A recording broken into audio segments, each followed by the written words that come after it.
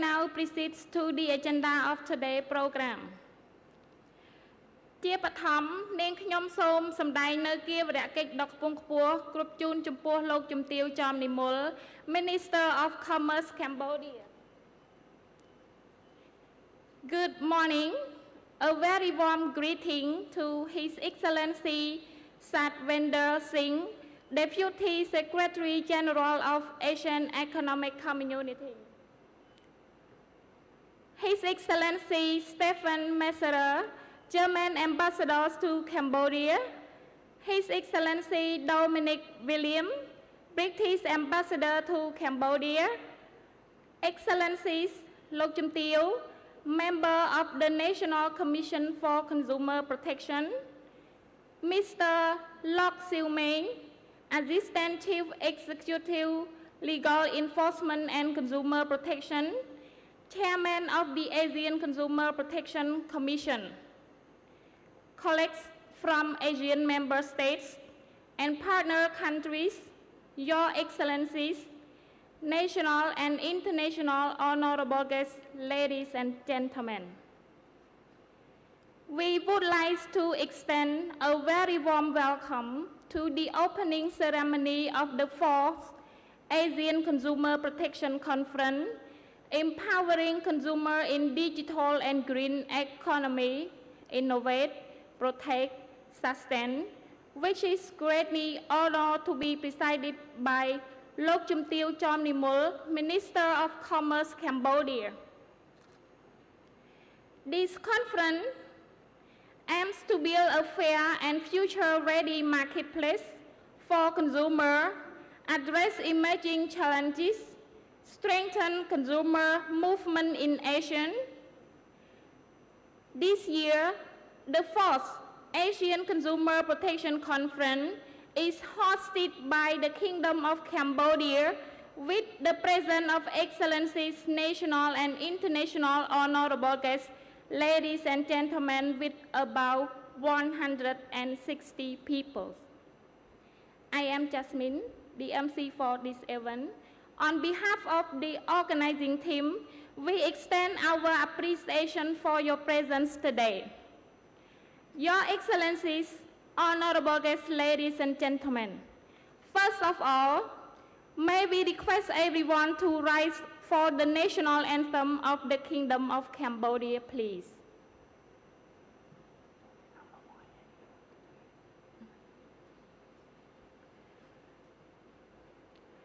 Korop ភ្លេងជាតិនៃព្រះរាជាណាចក្រកម្ពុជាគោរព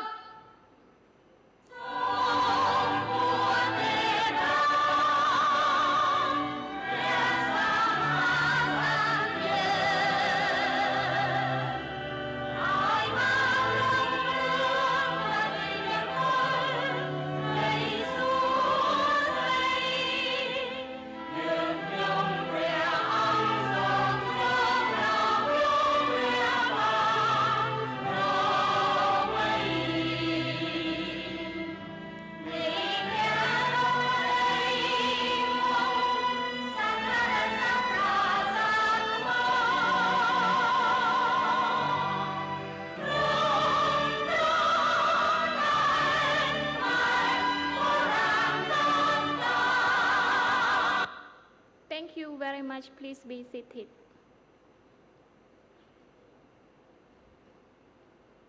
Right now, may we respectfully invite His Excellency Satvinder Singh, Deputy Secretary General of ASEAN Economic Community, for welcome remark, please.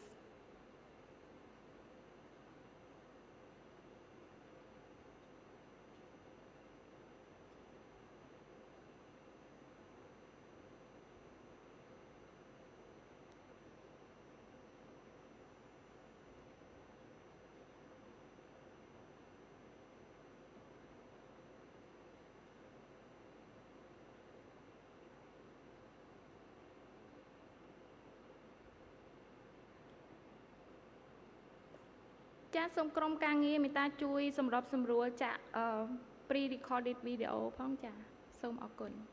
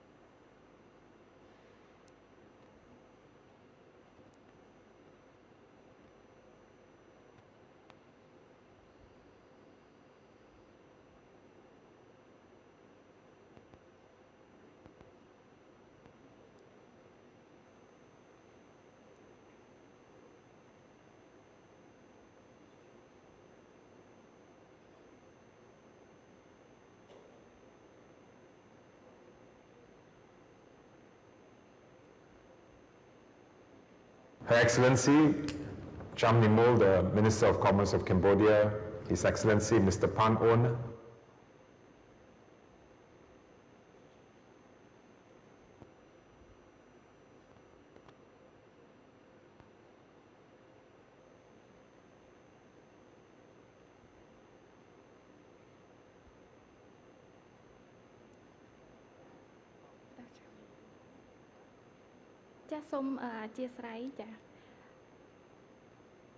Next, may we now respectfully invite Mr. Lok Siu Meng, Assistant Chief Executive Legal Enforcement and Consumer Protection, ACCP Chair, for welcome address, please.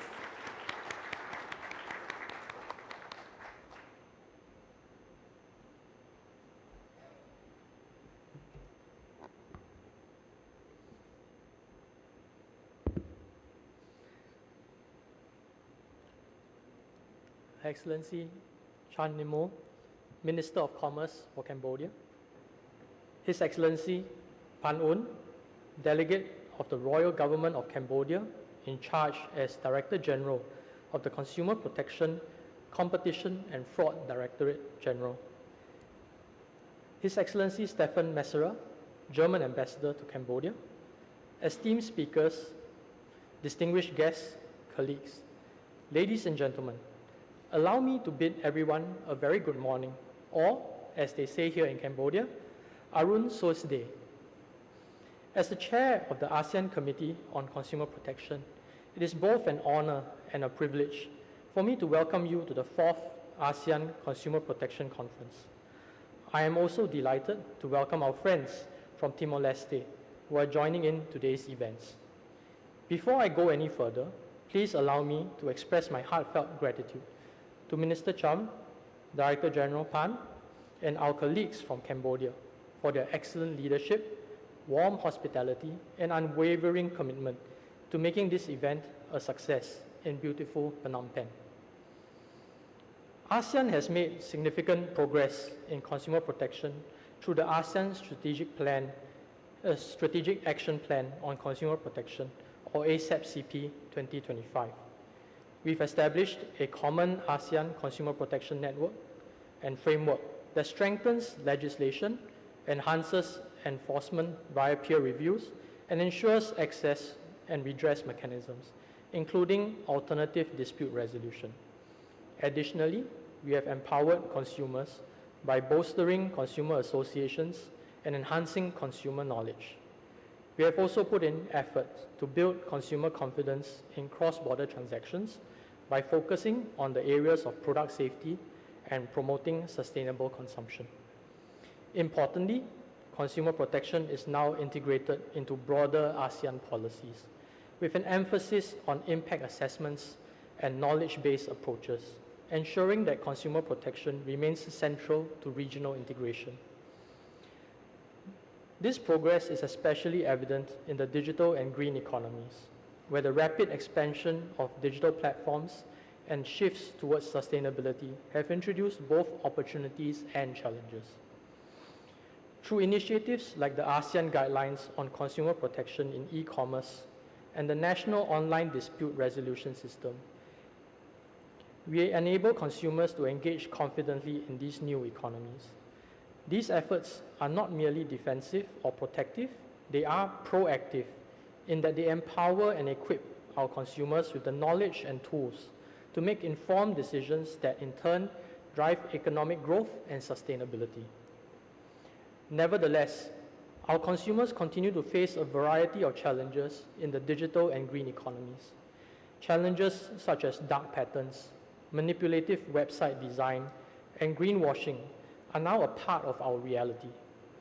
Furthermore, traditional consumer protection issues such as product safety continue to demand our attention as it becomes increasingly challenging to monitor the influx of unsafe goods imported into the region.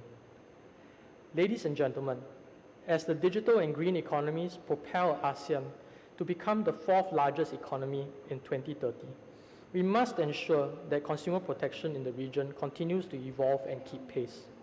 Our work continues to enable our citizens to confidently navigate and benefit from thriving digital and green economies while ensuring that no one is left behind. In this regard, the next iteration of ASEP-CP that will span 2026 to 2030 will be critical in achieving this vision. We will continue to strengthen national consumer protection regimes to ensure that they remain agile and responsive to evolving challenges faced by our consumers. This includes updating legal frameworks, enhancing enforcement capabilities, and fostering greater regional cooperation to tackle cross-border issues effectively. A key initiative in this regard will be the development of the ASEAN Online Dispute Resolution Network, which will provide consumers with seamless access to dispute resolution mechanisms across national borders. We will press on with our efforts to advance consumer empowerment. The recent completion of the pilot ASEAN Consumer Empowerment Index highlights the need for continued efforts to educate consumers about their rights and how to exercise these rights effectively. We will intensify our initiative to enhance digital literacy and ensure that consumers across ASEAN are equipped with the knowledge and tools they need to navigate the digital marketplace. Promoting fair and ethical business practices will also be a key focus. We will be working towards establishing regionally accepted standards that ensure fairness and transparency across all sectors.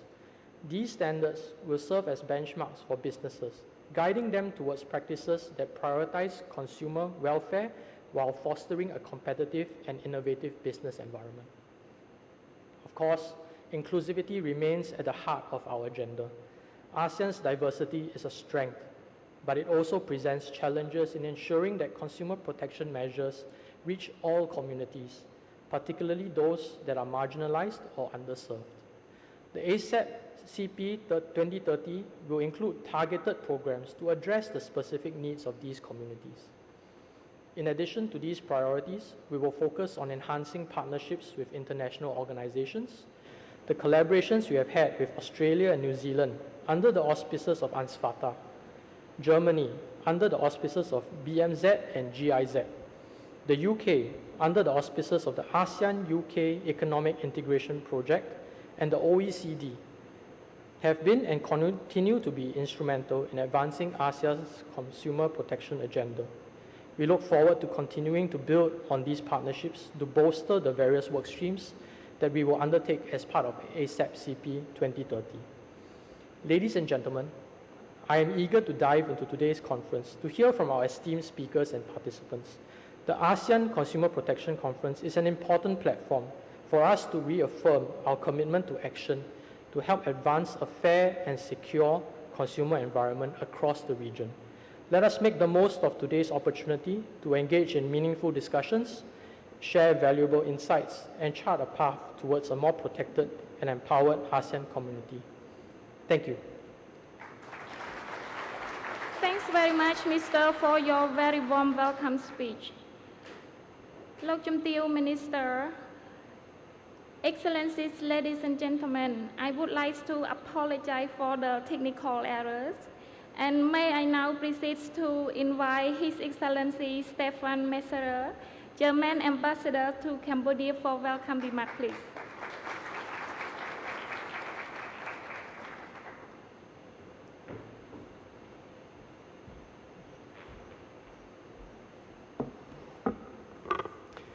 Good morning. Her Excellency Jamnimul, Minister of Commerce, His Excellency Satvinder Singh, Deputy Secretary General of ASEAN for ASEAN Economic Community, perhaps he can hear us, His Excellency Van Oon, Delegate of the Royal Government of Cambodia in charge as Director General of Consumer Protection, Competition and Fraud Repression, Directorate General, Ministry of Commerce, Excellencies and representatives of relevant ministries, organizations, development partners and stakeholders, distinguished guests, friends and colleagues. It's a great honor for me to extend my warmest welcome to each and every one of you on the occasion of this particular conference in Cambodia.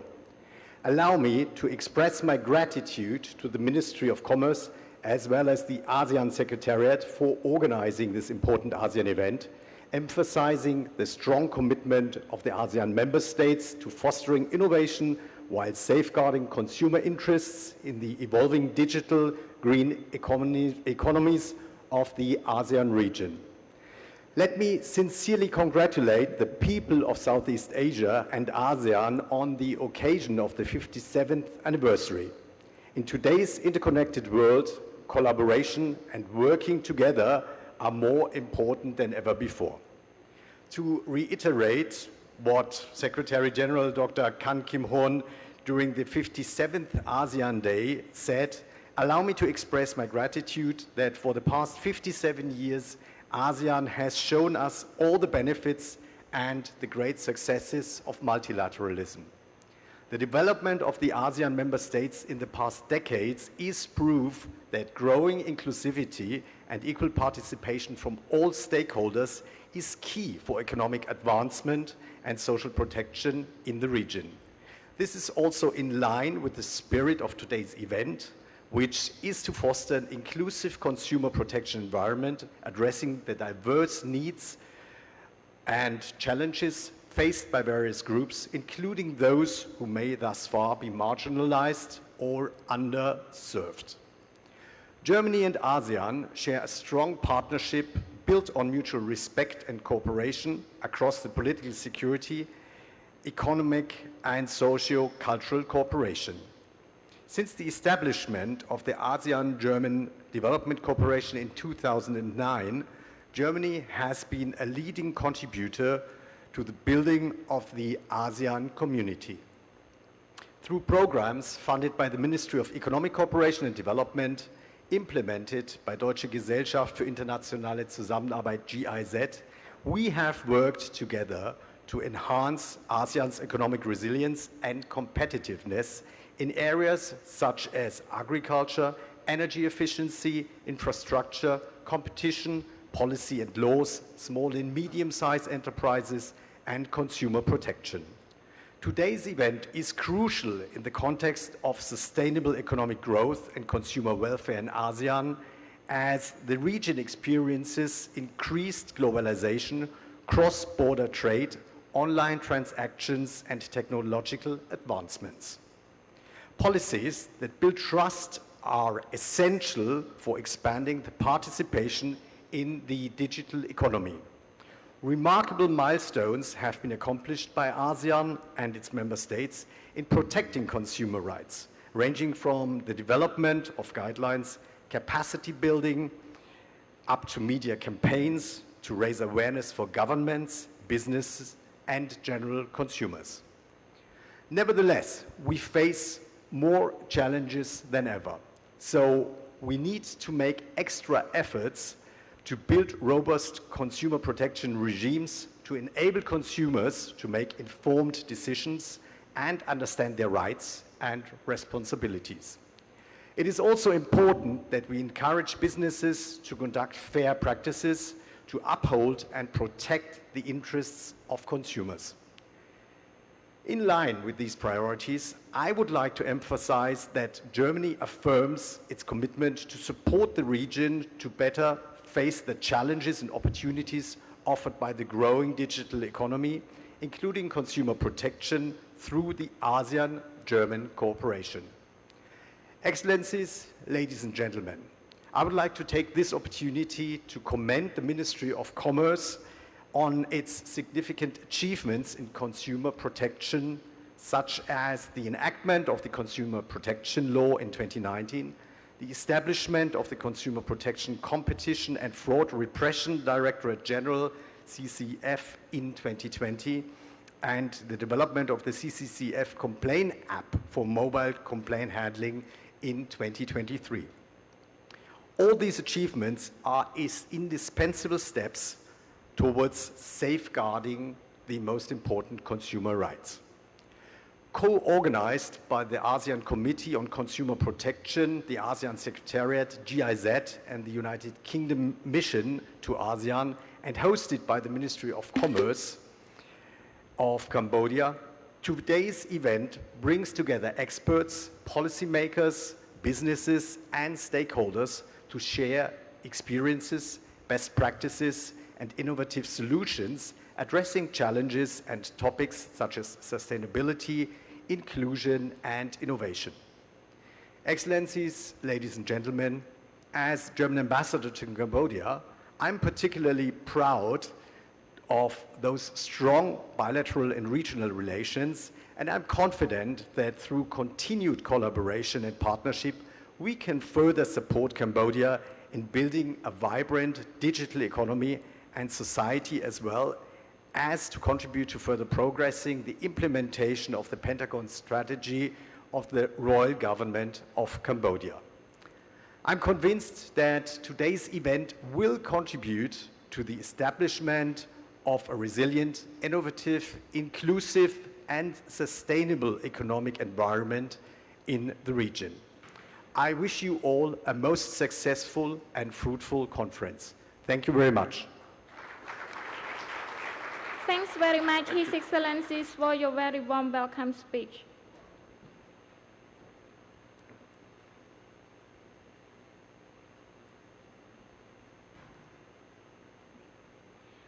About this time, it is our great pleasure to invite Lok Chumtiew Chomnimul, Minister of Commerce, Cambodia, for the opening address, please.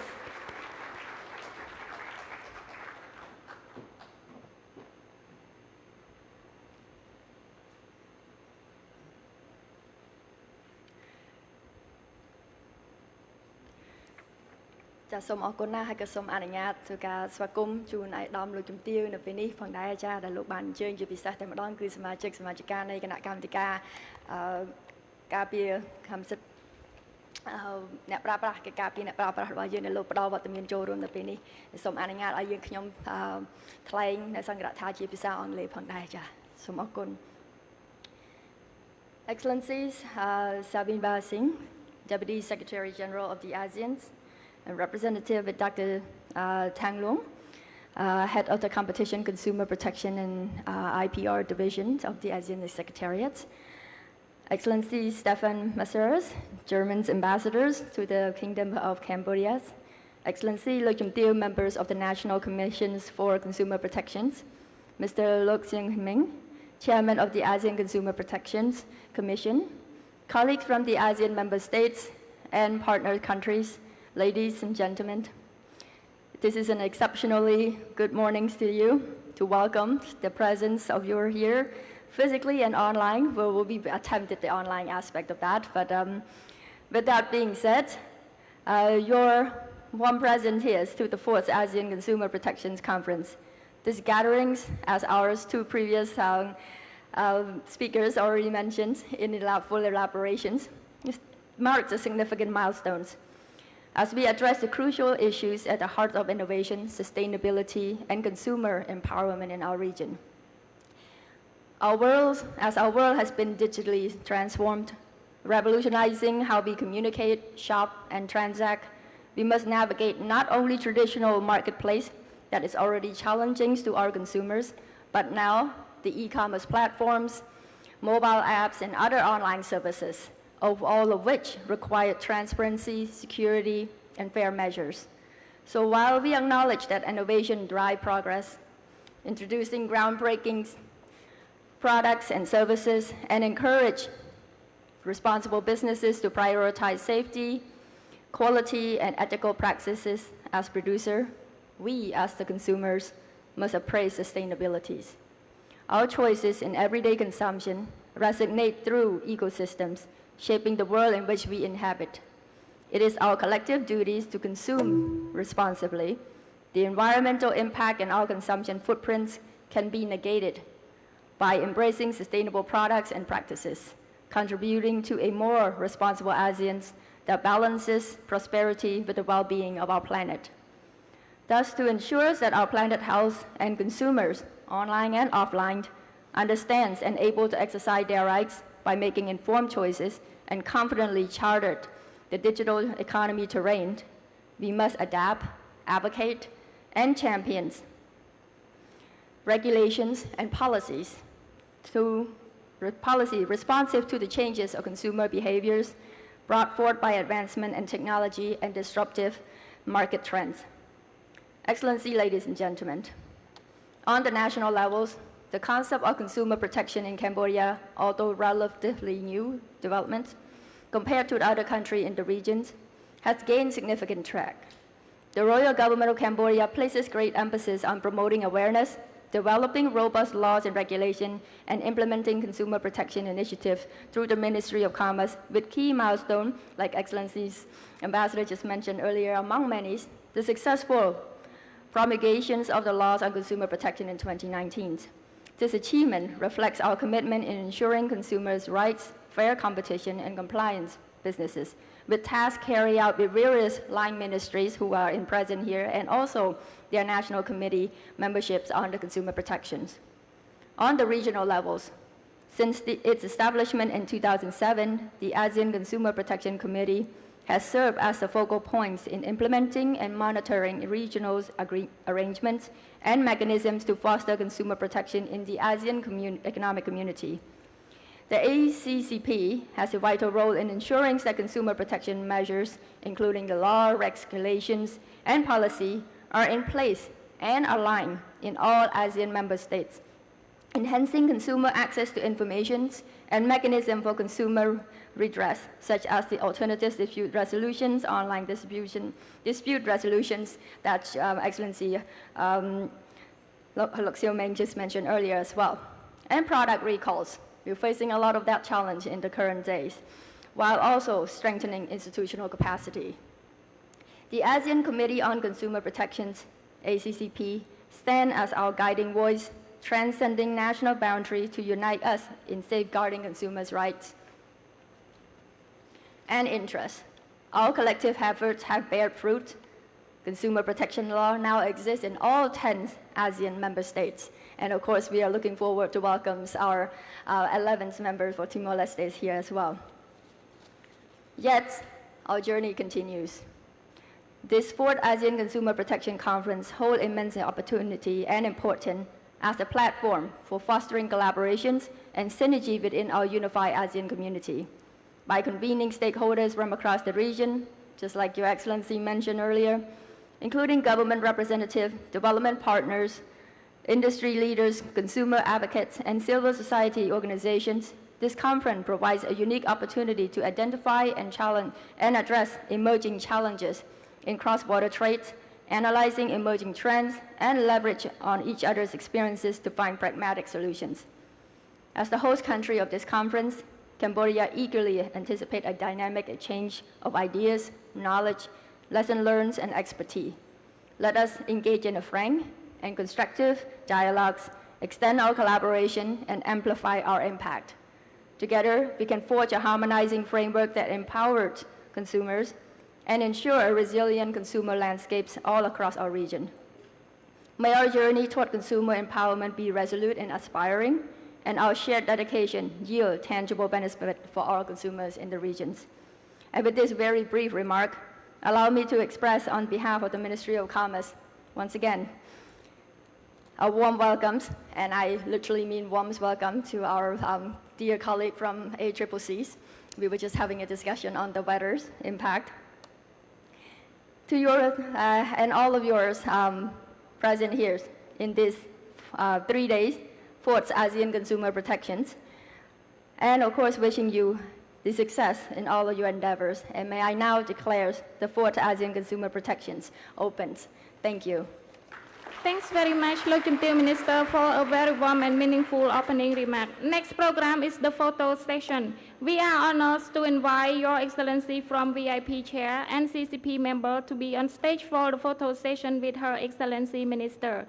ចាសសូមអធិស្ឋានសូមក្រុមការងារមេត្តាជួយសម្របសម្រួលវេទិកាដើម្បីថតរូបចាសសូមអរគុណ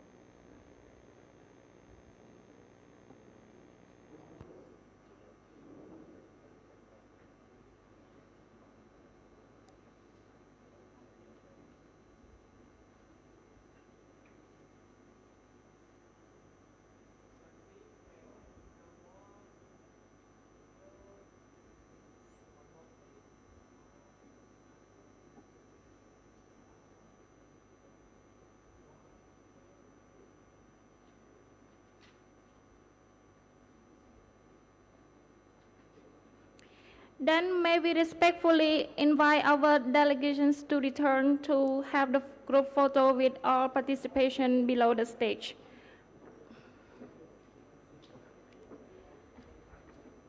Excellency, honorable guests, ladies and gentlemen, please stand up to join the group photo with our delegation. ចាសសូមអង្គពិធីទាំងមូលមេត្តាក្រោកឈរឡើងដើម្បីថតរូបជាក្រុមអនុស្សាវរីយ៍ជាមួយនឹងលោកជំទាវរដ្ឋមន្ត្រីចាស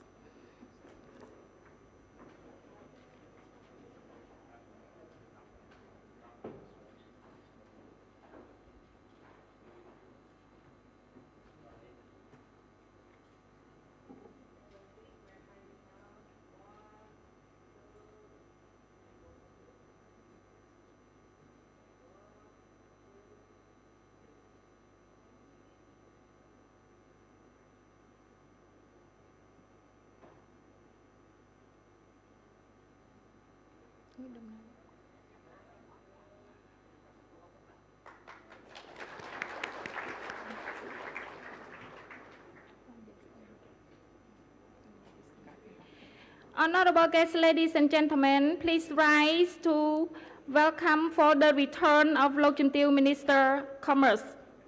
ចាសសូមអង្គពិធីទាំងមូលមេត្តាក្រោកឈរឡើងដើម្បីជាការស្វាគមន៍នៅដំណើរនិវត្តន៍របស់លោកជំទាវរដ្ឋមន្ត្រីក្រសួងពាណិជ្ជកម្ម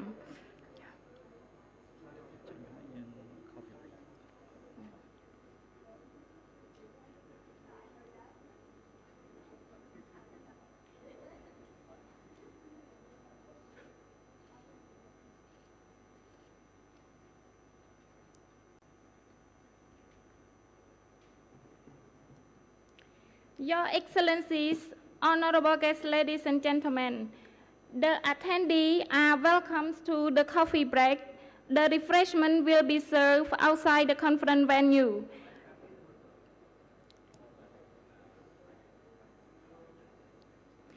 And the meeting will start after the coffee break at 10 a.m. Please enjoy your coffee break. Thank you.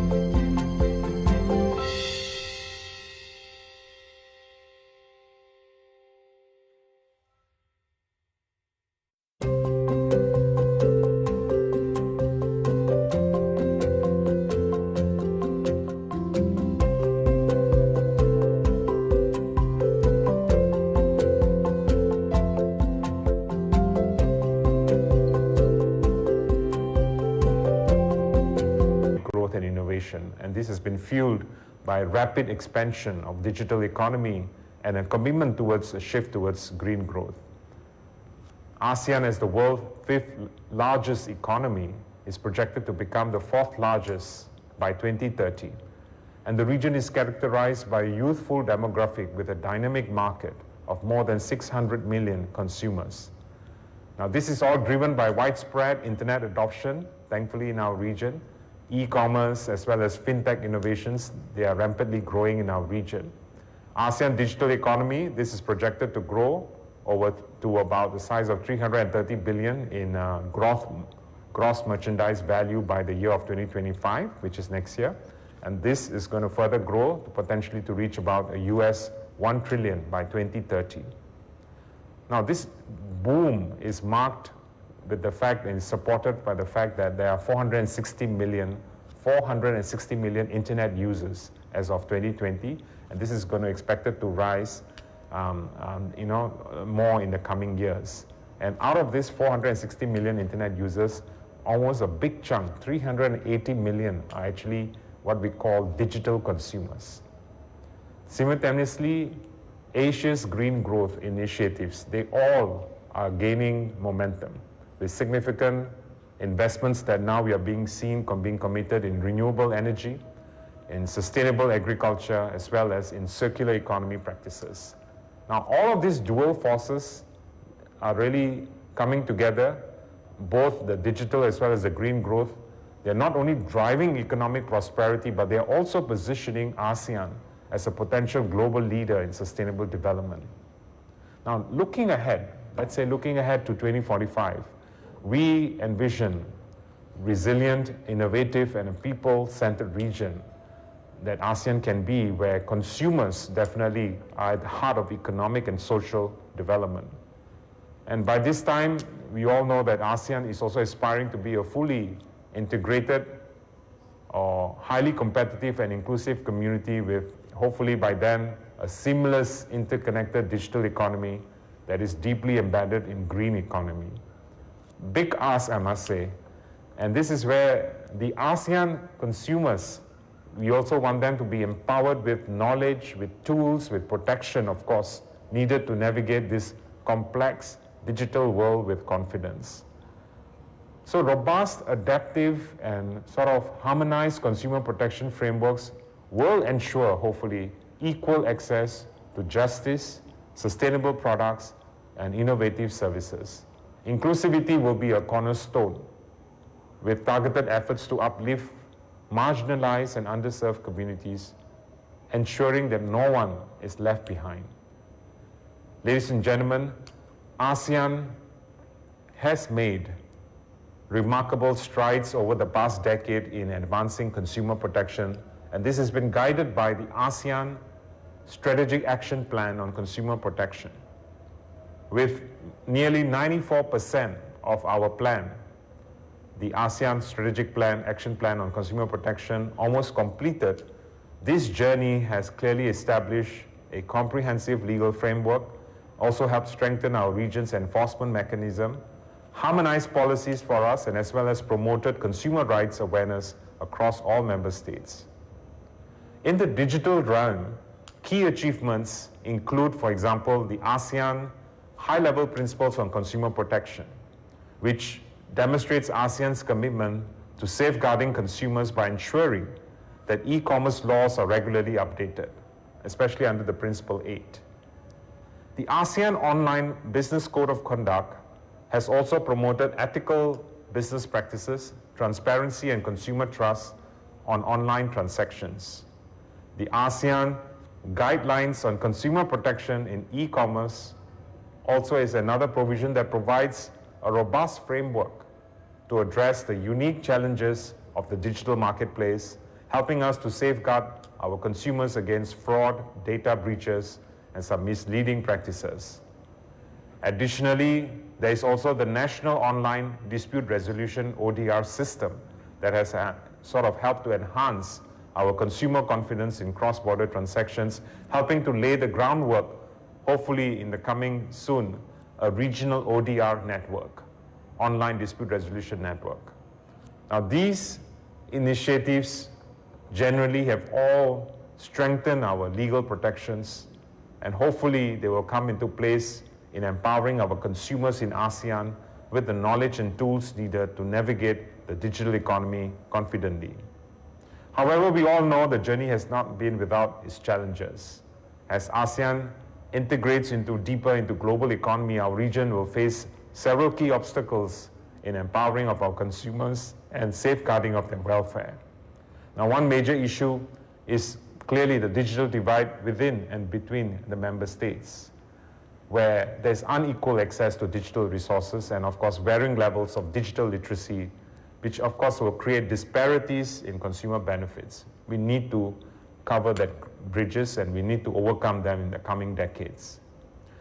The rapid pace of digital transformation at the same time also represents risk, because the pace today of the transformation is so quick that we can't catch up with it. Now, this includes online. So, with all of the changes also, we've noticed there's a rapid pace of some online fraudulent activities, even rapid pace of cyber threats, data breaches, which are all coming together to cause the stresses to consumer confidence and naturally exposing them to harm. Now, global scammers, I'm told from reports that I've read, have stolen close to about more than $1 trillion just from the period of August of 2022 to August of 2023.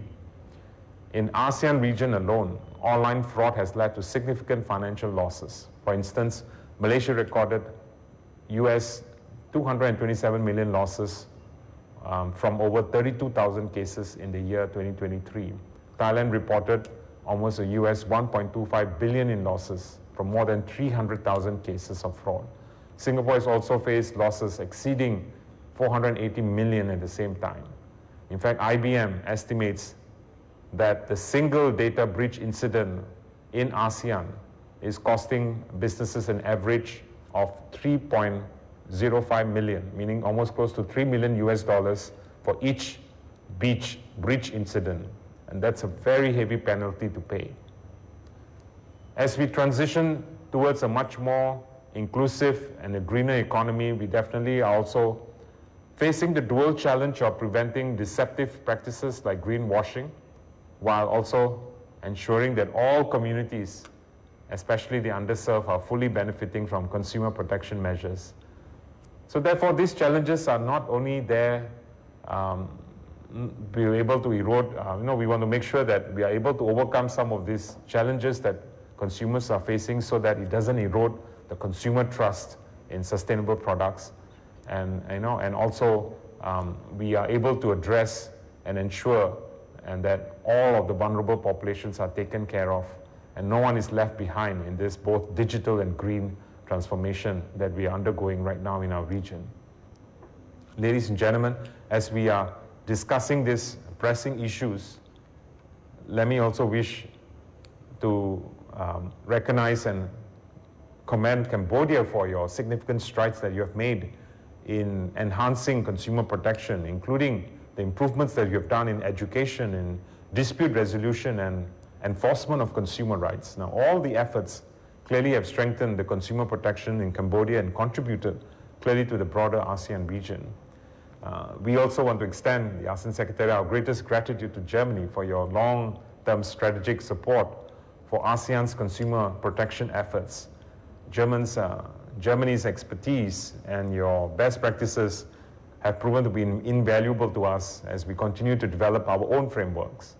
We definitely look forward to Germany's continued support as we look forward to a future where ASEAN consumers are empowered and protected in digital and green economies. Ladies and gentlemen, looking ahead, I would like to propose some key recommendations for how ASEAN can strategically empower our consumers and at the same time safeguard their welfare, particularly for the green and digital economy. First, I believe we need to address digital divide and we need to strengthen digital literacy. Now, ASEAN clearly should invest in expanding into digital infrastructure, particularly for the underserved and for the rural areas, in order to be able to provide equitable access to digital technologies and services.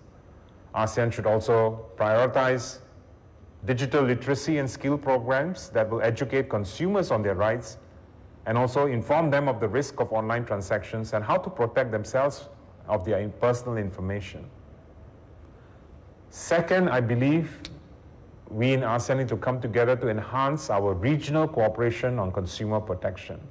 Now, given the cross-border nature of digital economy, the ASEAN member states must enhance cooperation on consumer protection. Now, this includes the sharing of best practices, maybe even interoperable, harmonized rules, in developing even joint enforcement mechanisms regionally to address issues such as fraud, cybercrime, and data breaches, or even ensuring a unified response to some of these growing threats. As the statistics that I've shared with you this morning, no one is left behind. The threats are being confronted by all of the ASEAN member states.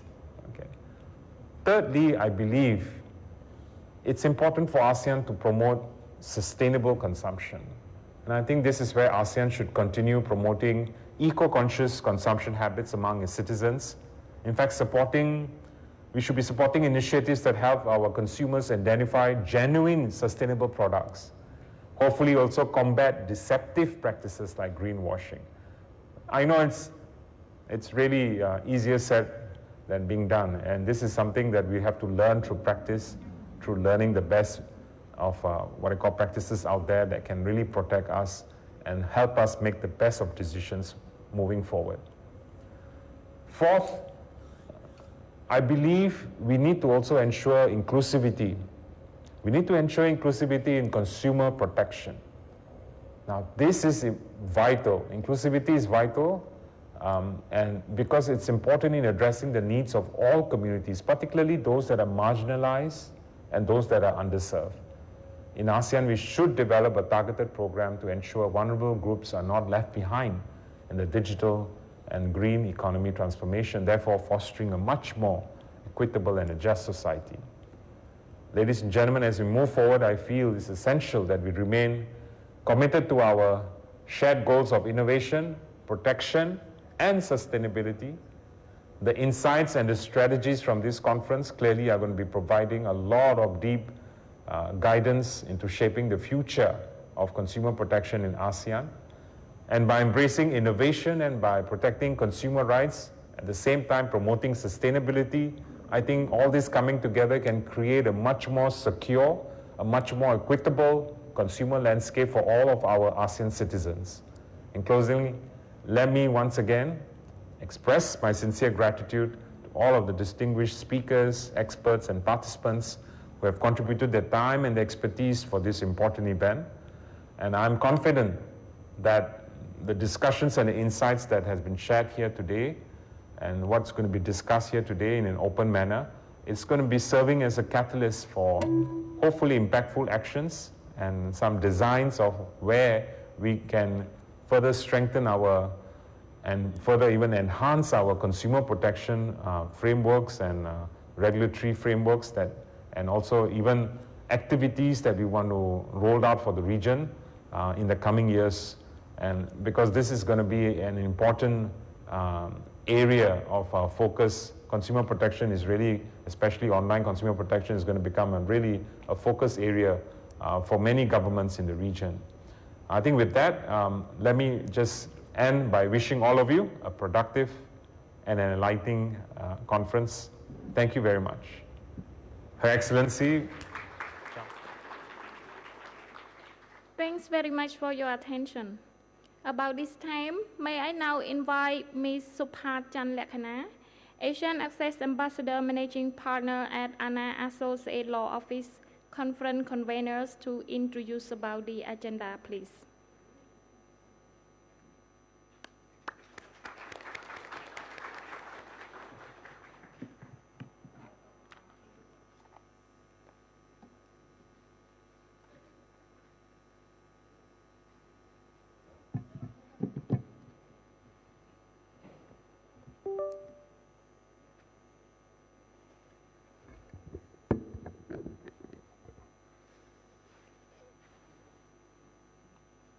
Again, good morning, esteemed guests, distinguished speakers, participants.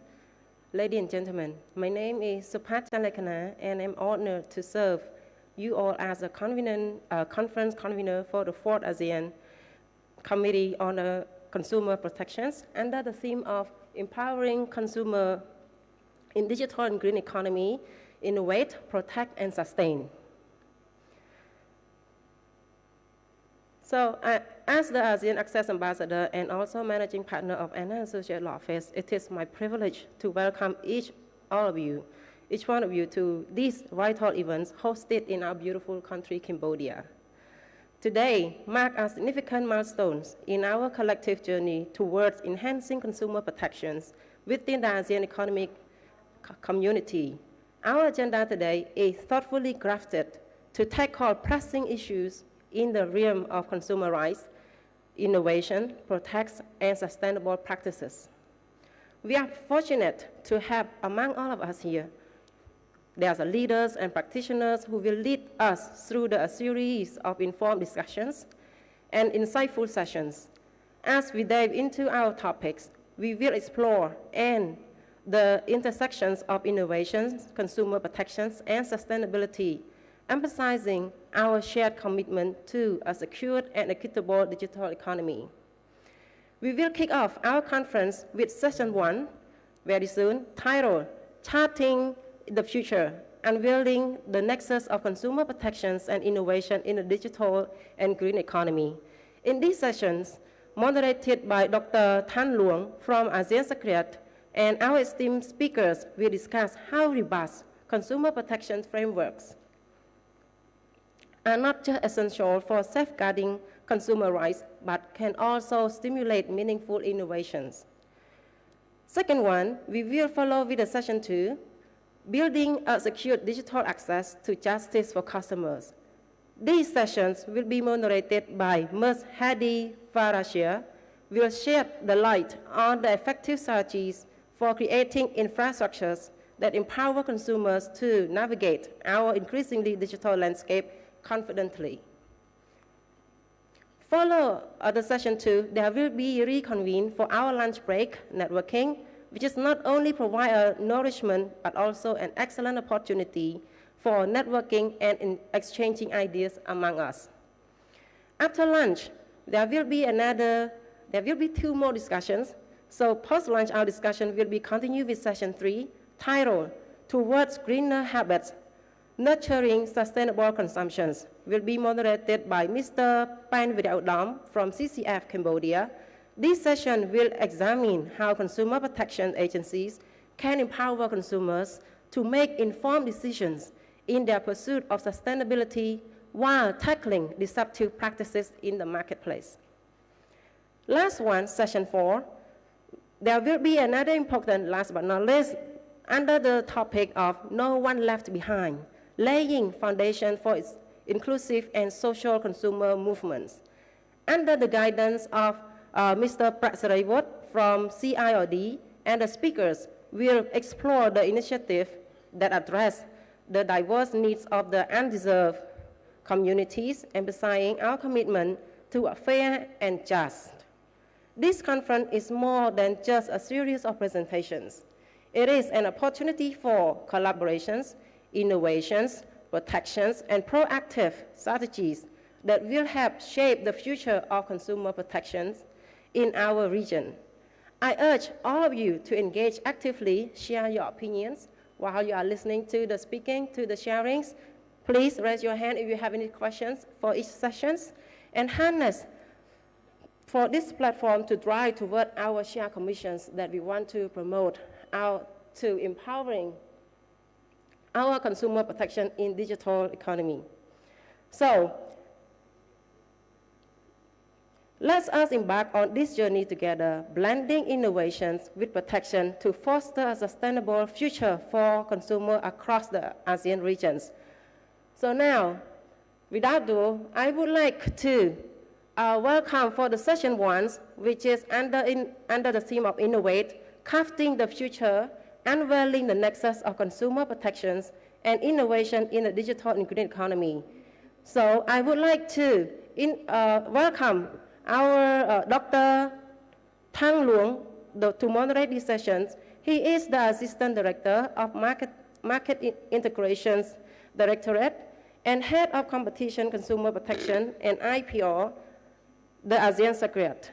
Dr. Thang Long joined the ASEAN Secretariat in June 2023, bringing over 20 years of experience from the government of Vietnam, where he advanced the Director General at the Ministry of Science and Technology.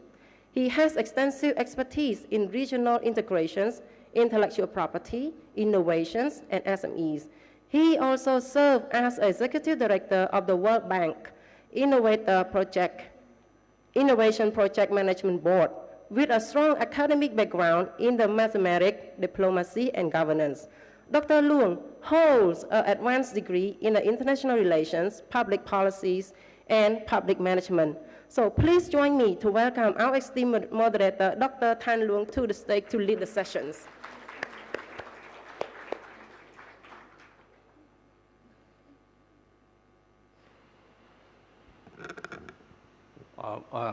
Thank you very much for excellent introductions. I could not recognize myself through your introduction, actually. So, very good morning, everyone. As I said, I'm Thang Leung. I'm honored to serve as your moderator for this first section of the fourth ASEAN Consumer Protection Conference, ACPC. As an assistant director of the ASEAN Secretariat, I have the privilege of being closely involved in consumer protections discussions, particularly in the digital and green economies across ASEAN. With the title of Charting the Future, Unveiling the Nexus of Competition, Consumer Protections and Innovation in Digital and Green Economy, this section is really crucial as it brings together leading experts to explore how can we adapt to our consumer protection frameworks to meet the challenges and opportunities presented by these two transformative factors.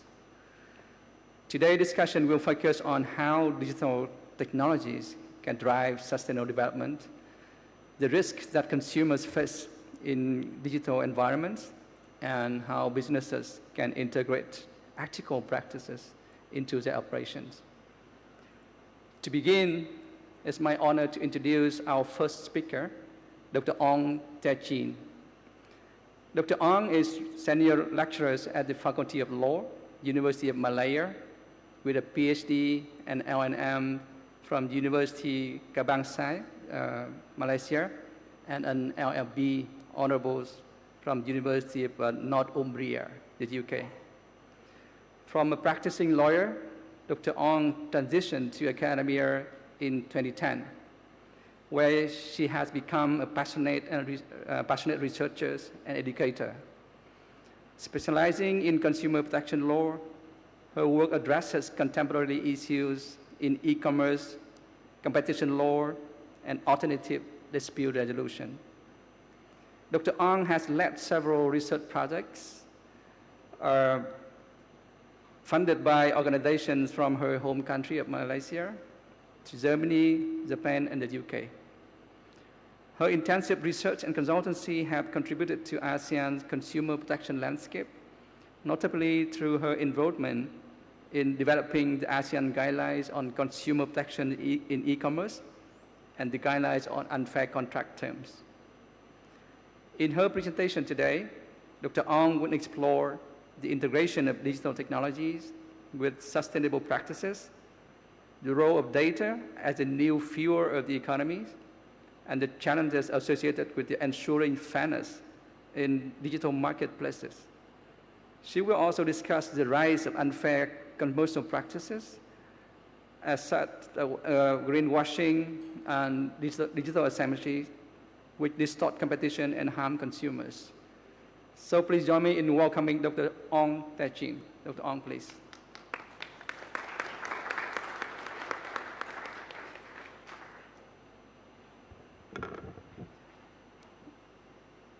You want this podium, or you can be flexible to go with your mic. Okay.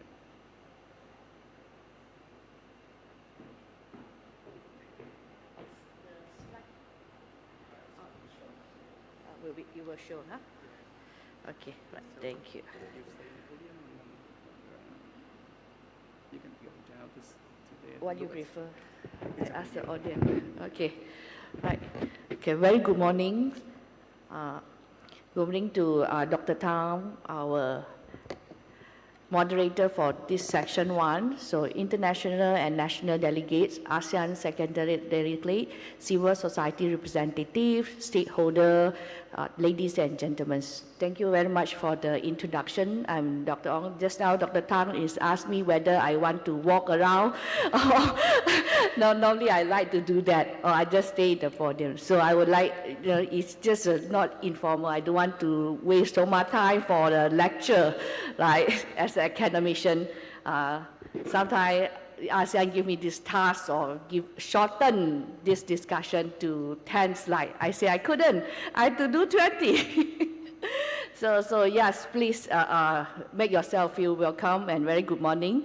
So Aaron Sosti for the Cambodia host here, right? Okay, today this is a very big topic to cover, like to cover digital, green economy, innovation, protection, and sustainability. It's really a huge topic for this. So I have prepared some slides, but those you can read at your own cost. I would not want to go into too much of a lecture here. So, right? So just give you a background of introduction and trying to set up the today tunes or what is consumer issues in this era. So is the slide ready? So you can actually, the slide is available to download in the website, right? Let me begin with consumer protection, innovation, and digital economy, green economy. Right? We know that currently in digitalization world, green economy, they are complementary to each other. They're complementary in a way that they can promote inclusive societal responsibility and sustainable development. So as you say, we have a lot of, particularly in commercial media, right, can enhance this inclusivity, social responsibility. So we know that the knowledge will go around through various activities on sustainable development program, through online and offline. Right? This integration of the digital technology and sustainable practices which promote environmental friendly and also resource efficient solution. So we know green economies, currently we talk about transition to a circular economy from the linear economy which we know, produce, consume, use and waste. Now we are going to a circular economy which is more green. Production can be more enhanced with innovation. So, and again, production can be circulated into use, not just recycle, reuse, reorganize, and repurpose for products. This is through all the innovation integration with the society, whether through digitally or otherwise, or innovation. So these two actually complement each other, digital and green economy, particularly even in education. So rural community are able to access education knowledge online through digitalization. We know that great benefits in this area. But of course, with this digitalization era, so it comes with challenges. It comes with innovation, we come with positive and also the negative side. So particularly our daily activity, currently Zoom is showing this event online, which is good. Everyone get to listen to that and without needing to take a flight to come to Cambodia to attend this event, so which is very green, all right? But there's challenges come with. What kind of challenges? So when you go online, all right? So are we think that really this innovation is really green? So I actually would like to see my slide. We have some figure, right? So digitalization, we know that they bring new set of tools. Just now I mentioned that this Zoom currently is showing everyone can see the event, can see my talk, and without taking a flight, we save, it's actually green, all right? But again, we have to know that how to balance up these new tools that we have to ensure smart application. At the same time, they have this green character that we want to enhance, all right? For example, the capability of making well-informed decisions to use more efficient resources and services that have been significantly impact the sustainability and equal access. So with technology improvement, digitalization, so social responsibility in accessibility is also important. Now we know that it's not everywhere have internet connection. Today, Zoom might only available in major city, but not the rural one, right? So again, while technology improve, every transaction, every online activities is online, not everyone is accessible. Since long time, the World Economic Forum have actually, Professor Klaus has actually mentioned that with technology digitalization, the increased gap of inequality happen, right? That is come with these challenges, how we balance up using these tools and inclusivity, include everyone in the system, right?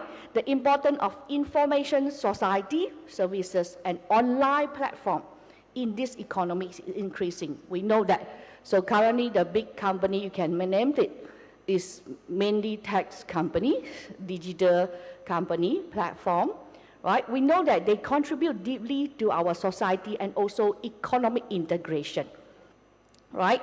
So data nowadays is not just a new economy. They are maybe more valuable than that. I think data is more valuable than just a new economy. No longer, currently the field no longer is our conventional field of petroleum, right? A new field of data, right? Okay, now the slide is available. Yes, I was in my third slide, right? So we know now every day our activities is online. We cannot disregard the digitalized system, right? People-centric digital solution have to be a solution, should be balanced out between these two, be beyond economic interest, but against societal responsibility. We want to encourage a safer digital space for users, which are consumers. We are all users of the digital environment in the ecosystem, as well as users. So we want a level playing field for businesses, as well as consumers. Okay. So these are some of the examples. We know that scholars, in particular behavioral science, communication, have long studied that digitalized society interaction, right, has shaped many aspects of our social economic activities, including migration, trade, job seeking, investment behavior, production, action, decision, and social mobility. So some of the examples you see. So these are the social issues caused by the digitalization. We have TikTok showing a trend of migration is already happening, right? Whether by legal means or illegal means, right? We have TikTok fine, right? Illegal processing of children data. But yesterday, I just read the Al Jazeera news. The CEO of Telegram have been arrested in Paris, right, on Saturday.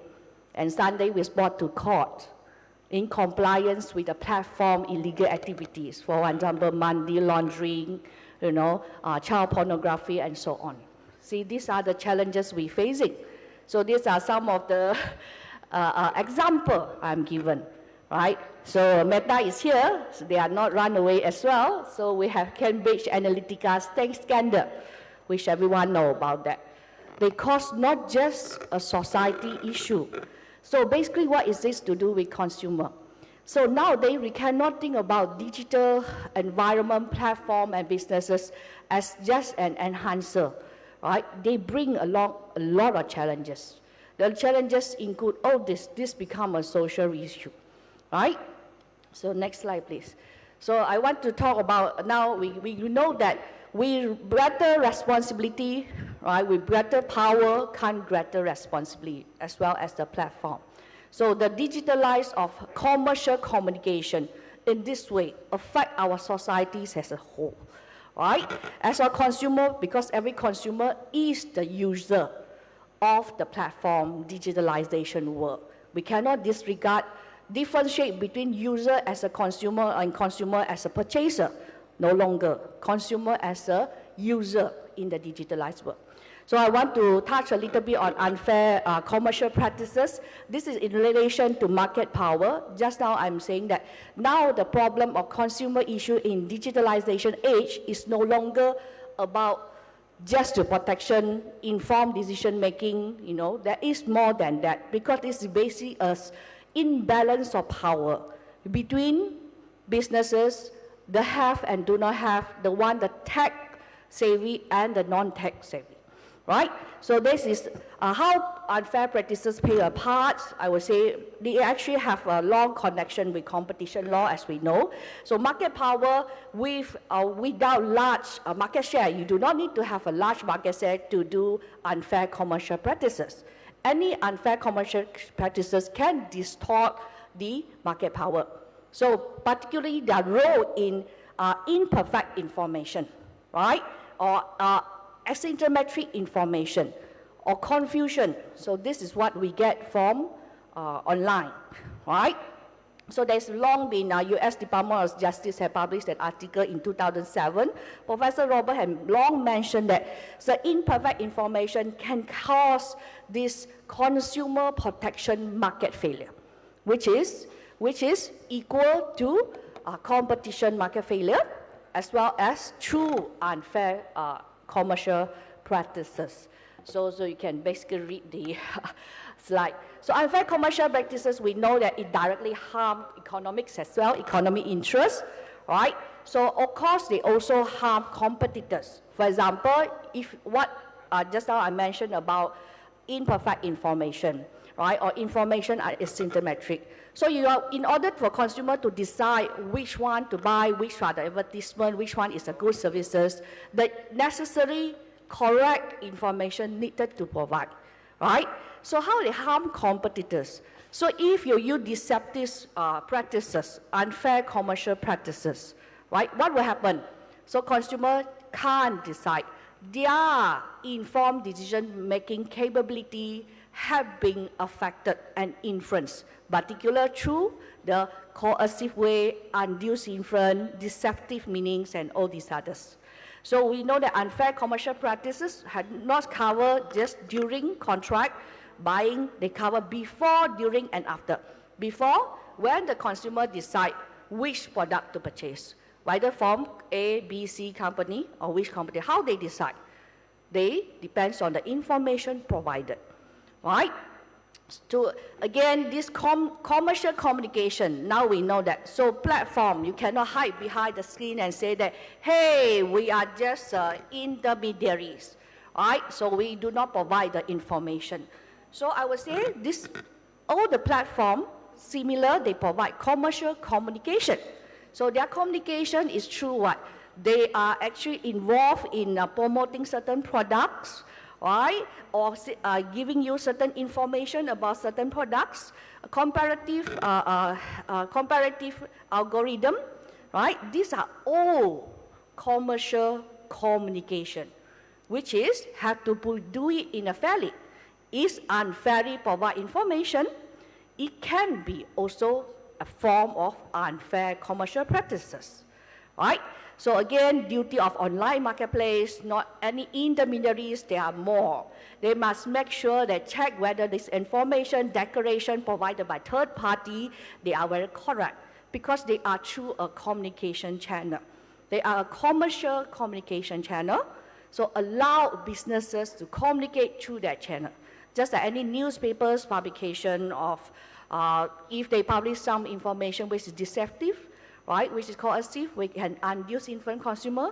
So this is also unfair commercial practices, right? Next slide, please. Right, so unfair commercial practices, that's why I say it covers digital service as well, and also digital content as well as rights and obligation. Rights and obligation include the obligation of the platform intermediary, the obligation, the rights of the user as a consumer in digital space. Right? Misleading and comparative advertisement that create confusion with any product trademarks. For example, we see the platform, they say, oh, this is original. So send a certificate of original, all this. But in fact, when the products you purchase is not, who make this communication? Platform. So whatever platform you can find, right? Trademarks, trade names, or other distinguished marks as a competitor, right? These are clear-cut and unfair commercial practices, right? Because they disseminate the wrongful information which will actually deceive and affect consumer decision-making. right? So ranking as well. So duty of the online internet to inform the consumer how is determined the ranking. For example, when you search, how come I see this search first? So what is the current issue, the major problem on this? No consumer, I would say even the tech company, they do not understand how algorithm works. They cannot explain to you how the metric is work. So you cannot understand why this ranking, how it works, right? So this had to be clear. So online marketplace had an active role to play. They had to provide general information on the main parameter determine the ranking, how it was ranked. How come I see this products first, this site first? Are they paid advertisement? So when you say there's what consumer have been forced out, when Google, you say there's an apps icon there. We know that how come that search came out first? Because they pay apps, right? So this kind of information. So online interfaces of the platform have to be clear. So if they're not clear, just now when talk about dark pattern, so these are deceptive. These are unfair commercial practices, right? So these interfaces should not mislead consumer, particularly their algorithm, right? Next slide, please. So unfair commercial practices, we know that is the distort competition as well. They hinder the proper functioning of the market, which lead to negative consequences of the consumer as well as economic.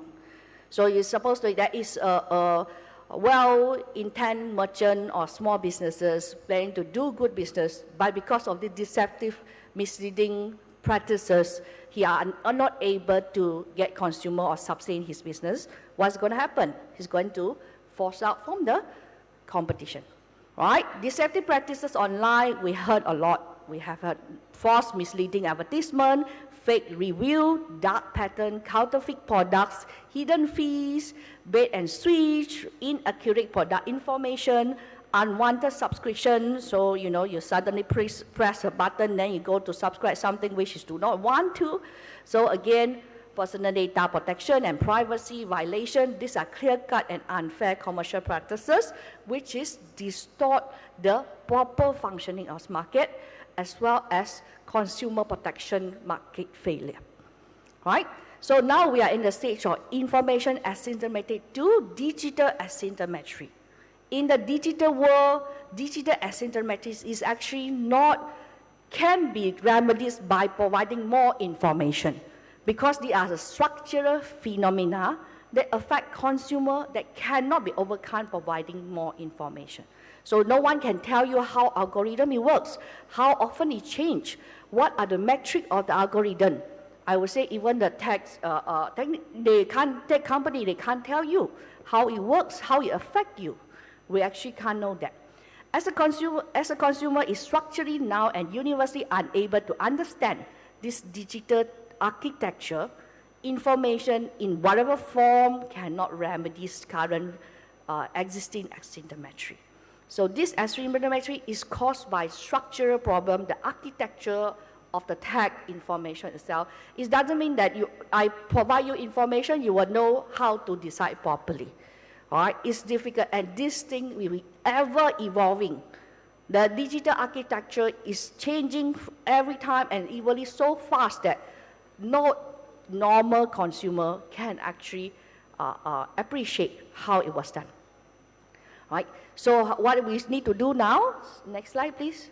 So I would like to advocate for a digital fairness, better fairness in this digital environment.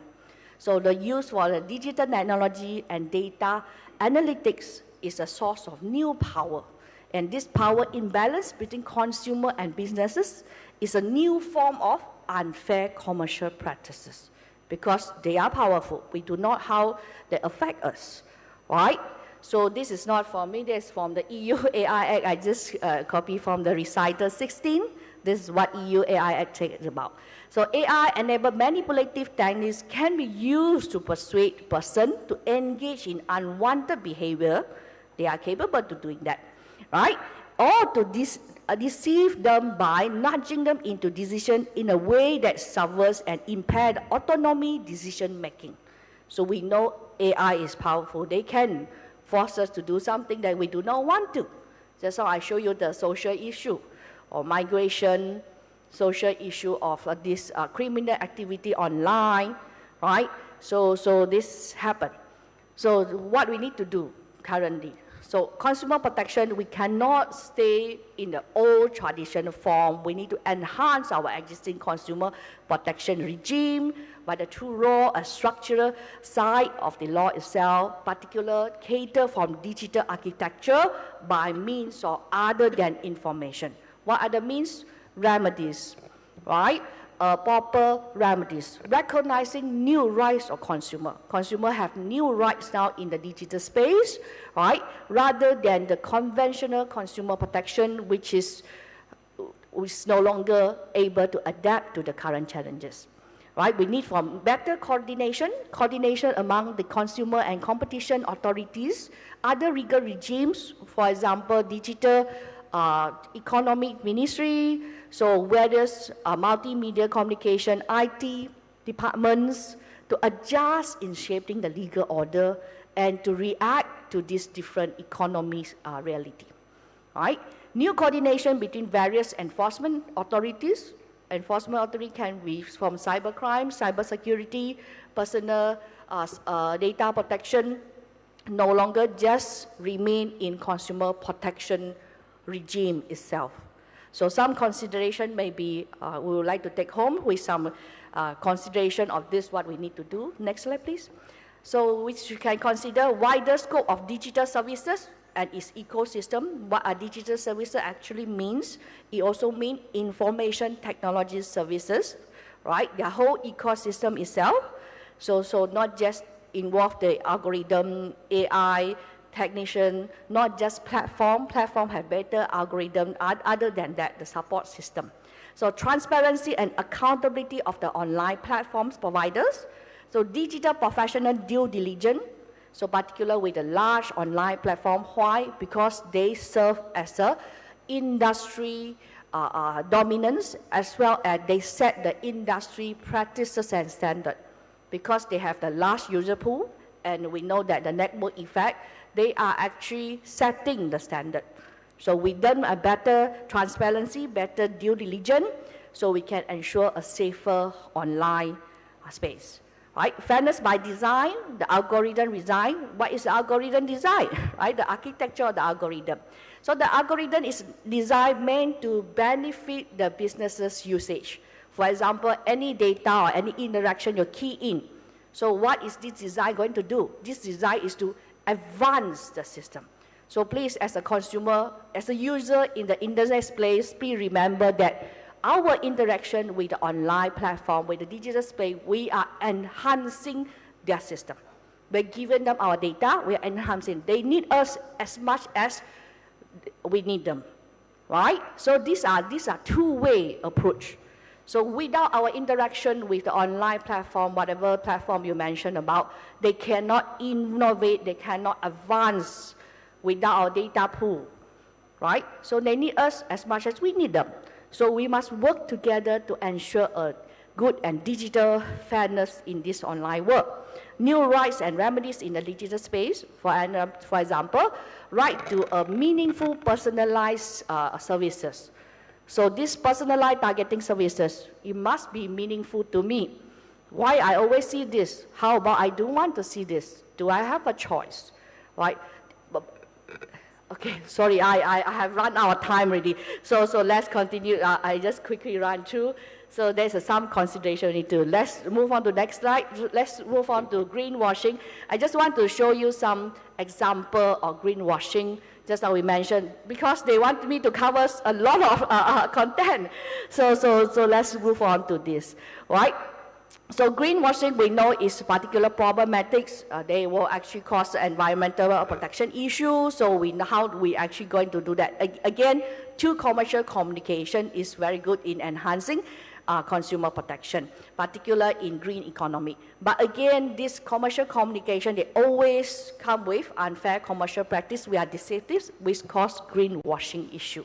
So greenwashing, you can know what is quite similar to unfair commercial practice just now we mentioned. We know that there is increasing environmental scandal, particularly the greenwashing accident by these ESG reports. So next slide, please. So you can see some of the example of greenwashing by the company. There are actually more than this, I just quoted some. Volkswagen have been fined in US and EU. So again, we know this is a well-known Dieselgate incident of Volkswagen is still ongoing. Right? Some of the consumers are not able to get remedy yet. Toyota 2021, 118 US Department of Justice, delay in sharing the emission report. These are all ESG greenwashing. Right? So we have bank, again, the SW Bank, these are some of the five, HMN, so Goldman Sachs, and you can name it. There is a lot more example you can actually find online. So these are some examples of the type of greenwashing. We have a lot of type of greenwashing. So including labeling is one thing, green lining, green hashing, green shifting, green rising, and green crowding. That's all example. Amazon as well is not run away from this. Again, the Amazon is, they have 70% of these stand-off reports on this Amazon, not the Amazon platform, it's the Amazon Forest, who are their ESG reports, particular on the bank investment, is actually also falsified. So some of the misinformation here, misleading information here. So HABC again, so UK have been fined previously for this misleading advertising in UK. Right, next please. Okay, sorry I have to rush through this because there's so much more. So another right to repair. So just now we think about sustainability, green economy, and also digital space. So let's look at right to repair. We know that now when we talk about green economy, we know about digitalization, you have your devices and tech and gadgets, right? So your phone, your laptops, and all this, right? These are circular economies with a green transition by achieving a high level of consumer protection. How do we do that? So again, the issue comes with this. We know that there is problem with this currently, this what you call rights, consumer rights and manufacturer strategies in terms of product demand. We know about planned obsolescence, tie-in warranty, repair restriction, software locks, exclusionary design. These are all unfair commercial practices. So your software lock, you have to use a certain software, you cannot repair outside. So then there's problem of right to repair. We want a circular economy, but our product is not produced in a circular way. It's still a linear economy, right? Certain of these unfair commercial practices makes your product digital, what you call electronic product lifespan is very short. We know that nowadays there's reports saying that our electronic products, their lifespan is very short. We know that the example of Apple battery grade in 2017. So their battery are not able to support the update of the ISO. So when you update, their battery drain out very fast. So again, they try to induce you to change a new phone. You know, that is well documented. So e-waste issue. So now we know that these are from the World Economic Forum reports. We have in 2020, they projected had 2,550 billion of the e-waste. So again, current development, so EU directive, they have actually, in 2024, they're trying to promote these common rules promoting the rights to repair. So right to repair is no longer stay on the remedies rights, it actually bring in an obligation for the primary rights to, there is a right to repair in order to encourage green transition and circular economy. Right? So next please. Sorry, I took a long time. So the moderator looking at me, I saw, sorry, that's too much. So some of the figure, you can actually read the slide. Right? So next please. So these are some of the figures of our global e-waste. Next. Okay, so how the e-waste come with, e-waste come with this parity of country, developed country do send their e-waste to us, to some of the ASEAN country. Okay, so next, so I have to go quick. So some development of the law itself in the global scale. We know in US 2012, Federal Trade Commission revised the Green Guides. 2022, we have the Congress introduced KRIS Online Safety Act itself. 2022 Blueprint on AI bill is still ongoing. So currently, 2023 February, so U.S. Department of Trade actually trying to launch an launch an office with technology, so helping the FTC in investigating into business practices which are using technology. So again, with technology changes and all the business and move on to digitalize and digital technology and innovation. So as the enforcement. So as the enforcement and consumer protection should move on to that. Next, please. These are some of the examples you can actually find online. So next, so let's look at UK development. We have data protection in 2018, right? So Online Safety Act is in everywhere now, 2023. So in 2024, we have a new, this is quite new, is I think May, Digital Market Competition and Consumer Act 2024. These are some of the details of the parts. So currently also I know that UK is proposing their AI regulation, which is on second reading. So some, next please. Okay, some EU regulation changes. So GDPR we know, right? We have EU started with a new consumer agenda in 2020, maybe actually in 2019 earlier than that. We had the Digital Service Act package, particularly with the Digital Services Act and Digital Market Act. So Data Act, we have AI Act. So again, so these are some of the global development, particular on the law-related advance in catering for these digital challenges with consumer face. So this, I think, sorry, I had to rush through. You can actually read my slides. So thank you, everyone. I hope we can have a more fruitful discussion later on. So the slide you can download. So I'm sorry, I don't know whether I'm doing a good job because they asked me to cover quite big. Digital, green, you know, and sustain and protect. There is very wide, a big topic itself. I hope I can give you a brief picture of what is the current issue and how we should take this issue in this digital environment. Thank you very much, and thank you for your attention, and I hope I do not make everyone bored about this topic. Thank you.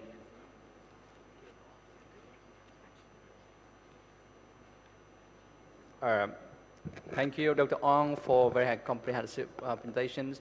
So I'm very happy to trade off between very insightful information with my poor performance of being moderators for that one. Anyway, okay, so for next speakers, it's our pleasure to welcome Dr. Jennifer Chen.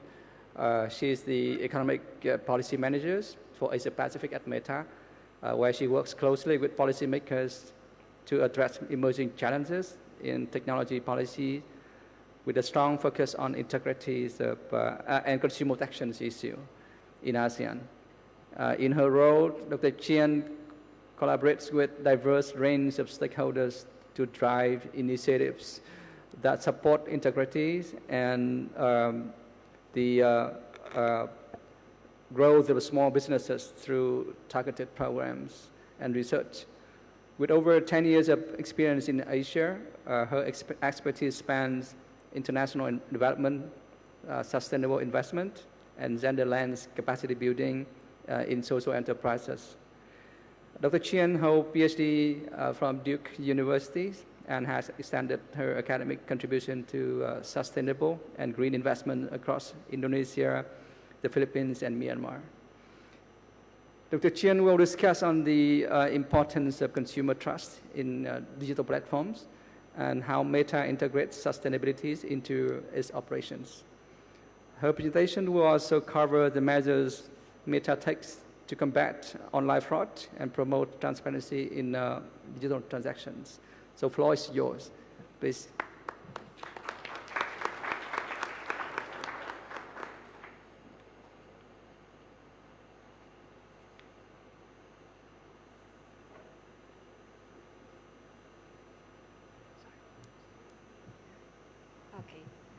Okay, well, thank you so much for having me, and I understand time might be short, so I'm going to try my best here. I also understand this is the first time Meta has been participating in the conference, and one of the only private sector presence here today. So, I'll do my best and hopefully be able to share a bit more about kind of our approach to business and commerce integrity. And thank you, Dr. Ong, for really laying the groundwork, a very, very challenging sort of task to lay the groundwork across three important pillars of work. And so just a little bit more about myself. So I am originally from the US. I'm from a small town called Rancho Cucamonga, but I have been in Asia Pacific, I think 5 years in China, 10 years in Southeast Asia. So I, have been able to support, European and American development projects in the region. So if you'll indulge me, I think I'm very mindful of, at least from the private sector lens, kind of the three-body problem or the three-body opportunity that ASEAN is very much a front row seat to in terms of the role that the private sector can play here. And the next slide. So I cannot see my slides, so I'm hoping this is the slide around kind of Meta and the state of business. So I'll just give a quick snapshot of our company today. We are serving, 3.8 billion users every month, and that, of course, is facilitating a lot of connections, a lot of content. And that's both connections between people and their family and friends, but also connections between people and businesses. So I think that's why for us, we have 10 million businesses who choose to advertise with us, and about 200 million every month who's using our technologies for their business. And we also did a study earlier this year where we are looking at how well we're supporting business revenue directly through advertising on our platforms and how that compares to last year. So we did find that, we are, for every dollar that an advertiser spends on our platform, they are seeing $3 in revenue. So across APAC, this is about, 83 plus billion in revenue that we're supporting.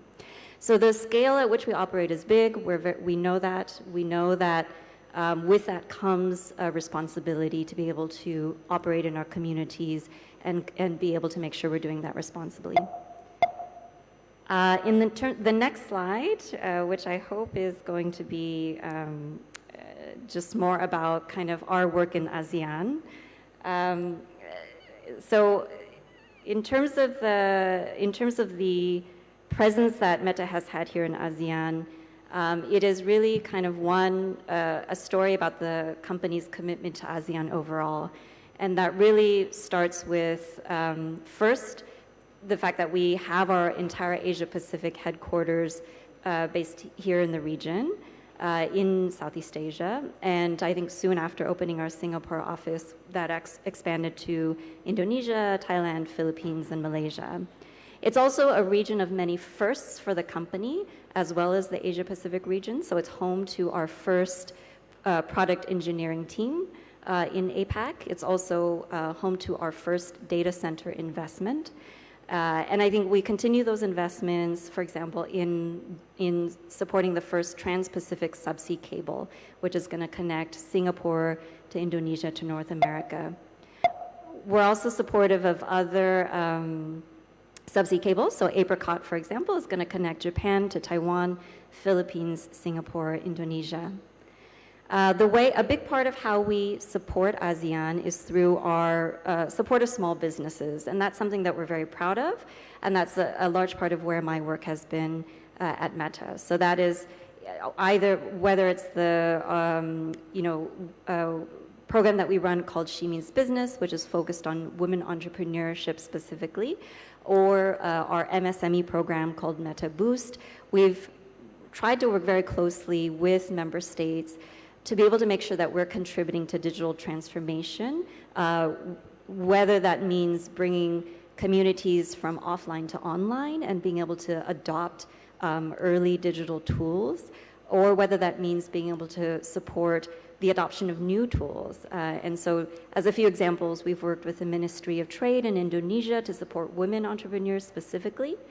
We've worked with Department of Trade of Industry in Philippines to support seller education, so as they mature and grow bigger, to be able to understand how to comply with local laws and our policies. In Vietnam, for example, we've both partnered with VWEC, which is for 6+ years around women entrepreneurs, but also with the Ministry of Science and Technology around an innovation challenge to be able to support the adoption of AI tools. And so I am actually, maybe if you don't mind, let me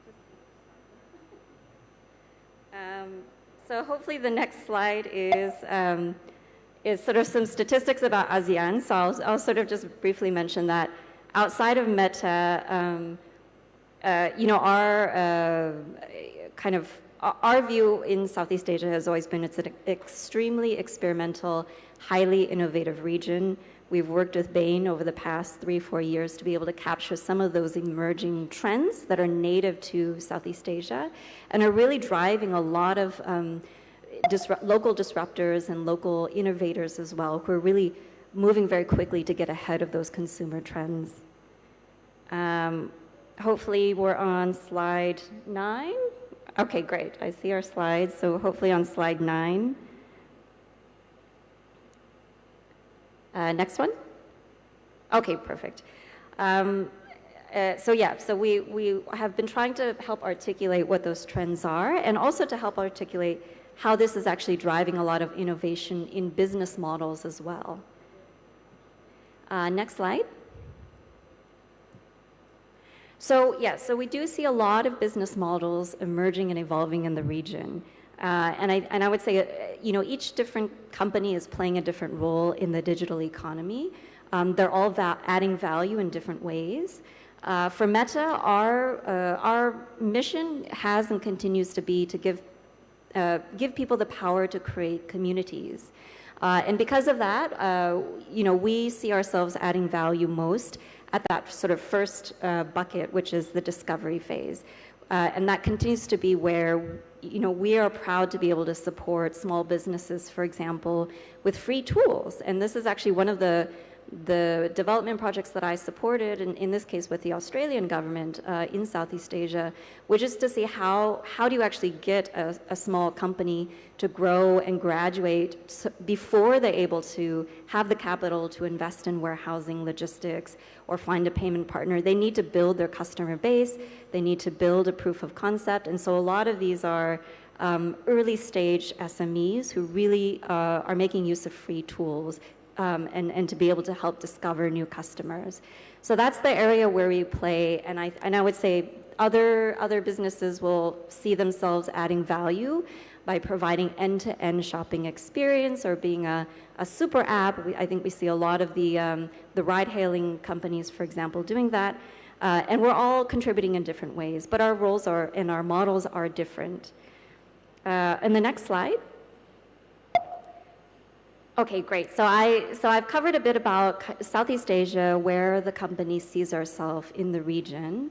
And I'll pivot a little bit now to talking about our approach to business and commerce integrity. And so I think kind of what's important to understand is that there are different types of opportunities on our platform. You know, I mentioned that the scale at which we operate is big. And there are many different intents that people have in coming to use our platform.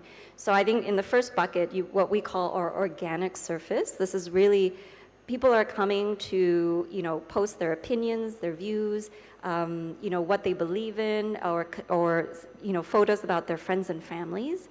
And there's kind of a set of policies that govern that surface. We have surfaces that we structured called our commerce surface, and that's marketplace. And this is actually, it evolved because we saw that people were using Facebook organically themselves, coming to it with the intention of engaging in conversations to buy and sell.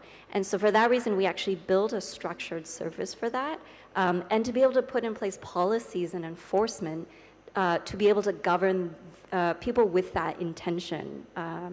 And finally, of course, we have our paid ads. So I think keeping those three services in mind continue to be really important.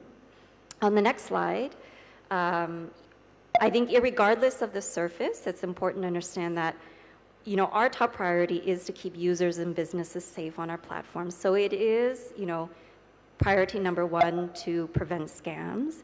And priority number 2, to prevent the sale of counterfeit or unsafe products. Next slide.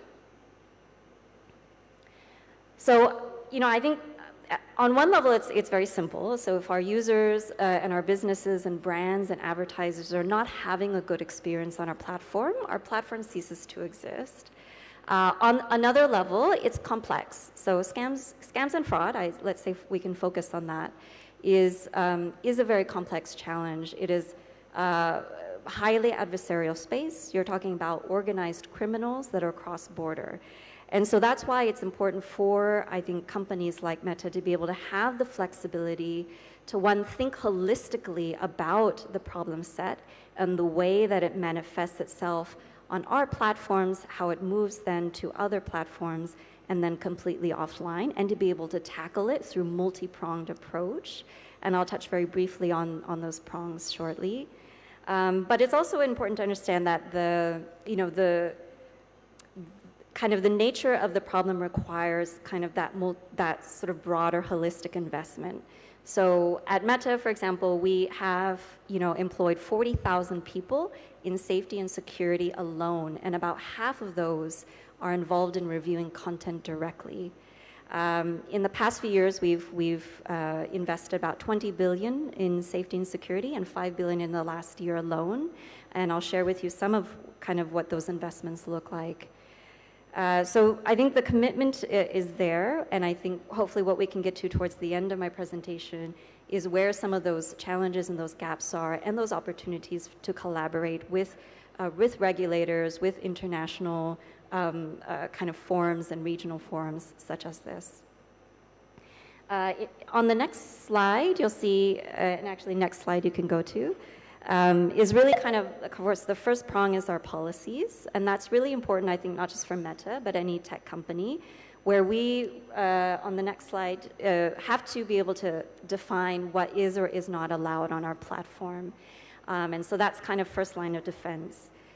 On the next slide, so regardless of whether you're looking at our organic surface, our commerce surface, or our ads, we have an entire network of policies that prevents, one, fraud and deception. So we prohibit sort of willfully deceiving or even coordinating activity between different individuals to exploit people out of money and property. We also have an entire network of policies that address restricted goods. On the next slide. So in terms of, our policies sort of set those rules, and we're actually held accountable to our policies and how we enforce through an independent oversight board. So I think that is a unique governing structure to Meta, where you have external experts, academics, civil society, who are actually reviewing and seeing how we enforce on our policies. So in terms of detection and enforcement, we set those policies, but of course, it's only as good as we can detect and enforce. So on the next slide, I think given the scale at which we operate, the volume of content that we're seeing every day, we do rely very heavily on artificial intelligence and human reviewers to be able to detect and proactively remove harmful content on our platforms before a user reports it to us. So I think artificial intelligence is going to play a big role here, and I think that is a very important story to tell in terms of how AI is being used to combat and get ahead of bad actors in fraud and scams. But I think it is important to share that our AI is also involved in ranking the content for our human reviewers. Because if you think you've got millions of content per day, the AI is helping our human reviewers understand what's most urgent in terms of severity or harm type, but also, what's complex and may need human input. And the AI is getting better every day, and this is something that we do report in our quarterly Community Standards Enforcement Report, which is essentially a measure of how good we are at as a global company to proactively removing harmful content before a user even sees it or reports it to us on our platform. And our goal as a company is actually to continue to improve that proactive rate. On the next slide. Okay, so we know that we cannot catch everything. So one of the important kind of user controls that we have is our reporting, our in-app reporting. So you know that on Facebook and Instagram, almost anything can be reported to us through the 3 dots. You click on the 3 dots, and there's actually dedicated reporting for fraud and scams. We also have dedicated escalation channels for law enforcement and regulators. And that's very important when you're talking about, you know, again, bad actors who are looking to game or circumvent the systems that tech companies have in place.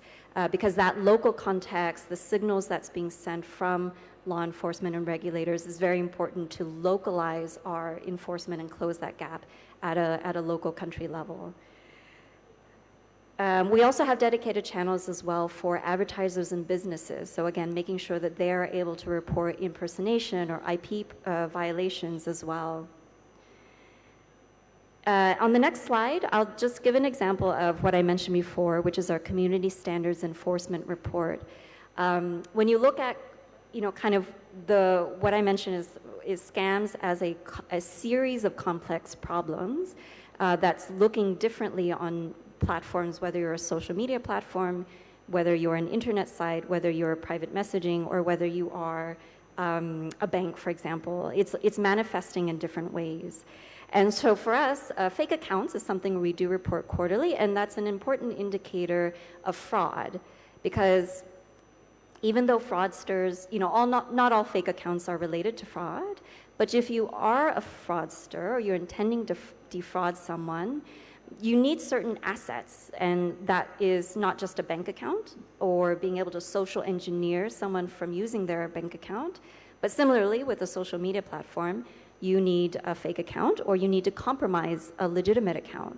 So that's one of the ways in which we're seeing kind of scams and fraud manifest as a series of problem sets. And again, using our proactive sort of enforcement, we, you know, in 2023 alone, we're able to take down 2.6 billion fake accounts, which is 99% of the fake accounts before it was actually reported to us. On the next slide, so I think we'll kind of was asked to share a little bit about the very practical kind of tools that we provide to users on our platform. So I'll run through just some examples on the next slide. But I think broadly, this is another big area where the company is investing.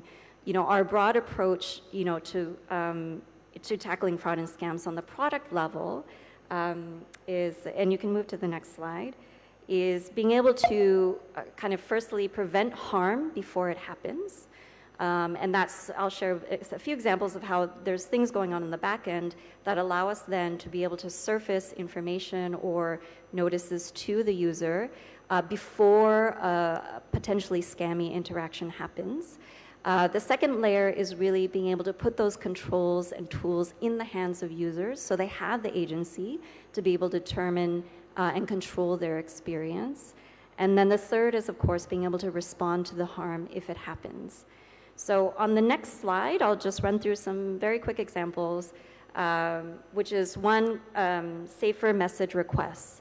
So, you know, what happens is if someone starts to reach out to you that is not someone that's not part of your network, we are starting to get stronger signals that this is potentially scammy interaction.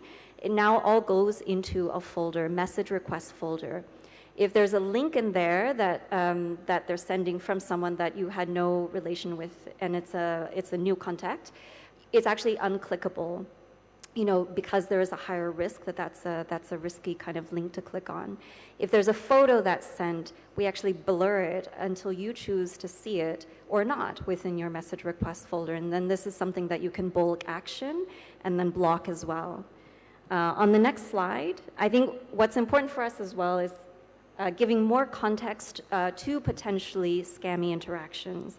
So again, and they'll be triggered by different things. So once again, if someone reaches out to you and they're not anyone in your network, we're giving you more information about kind of their profile, the age of their account in case it was created very recently, how many posts, how active they are, as well as, kind of other contextual information to help you make a decision whether this makes sense or not to you. And again, this feature is always funny to me because I probably myself would show as a suspicious contact because I have a cat as my profile. I am very inactive on my posts, so I can imagine the information that's being surfaced if I were to sort of meet someone and then try to kind of reach out to them on social media. But again, I think trying to give users that information and then put the tools in their hands to make the right decision is where some of our investments are going. And on the next slide, I'll just share maybe two more. Another kind of feature that we have rolled out is safety notices.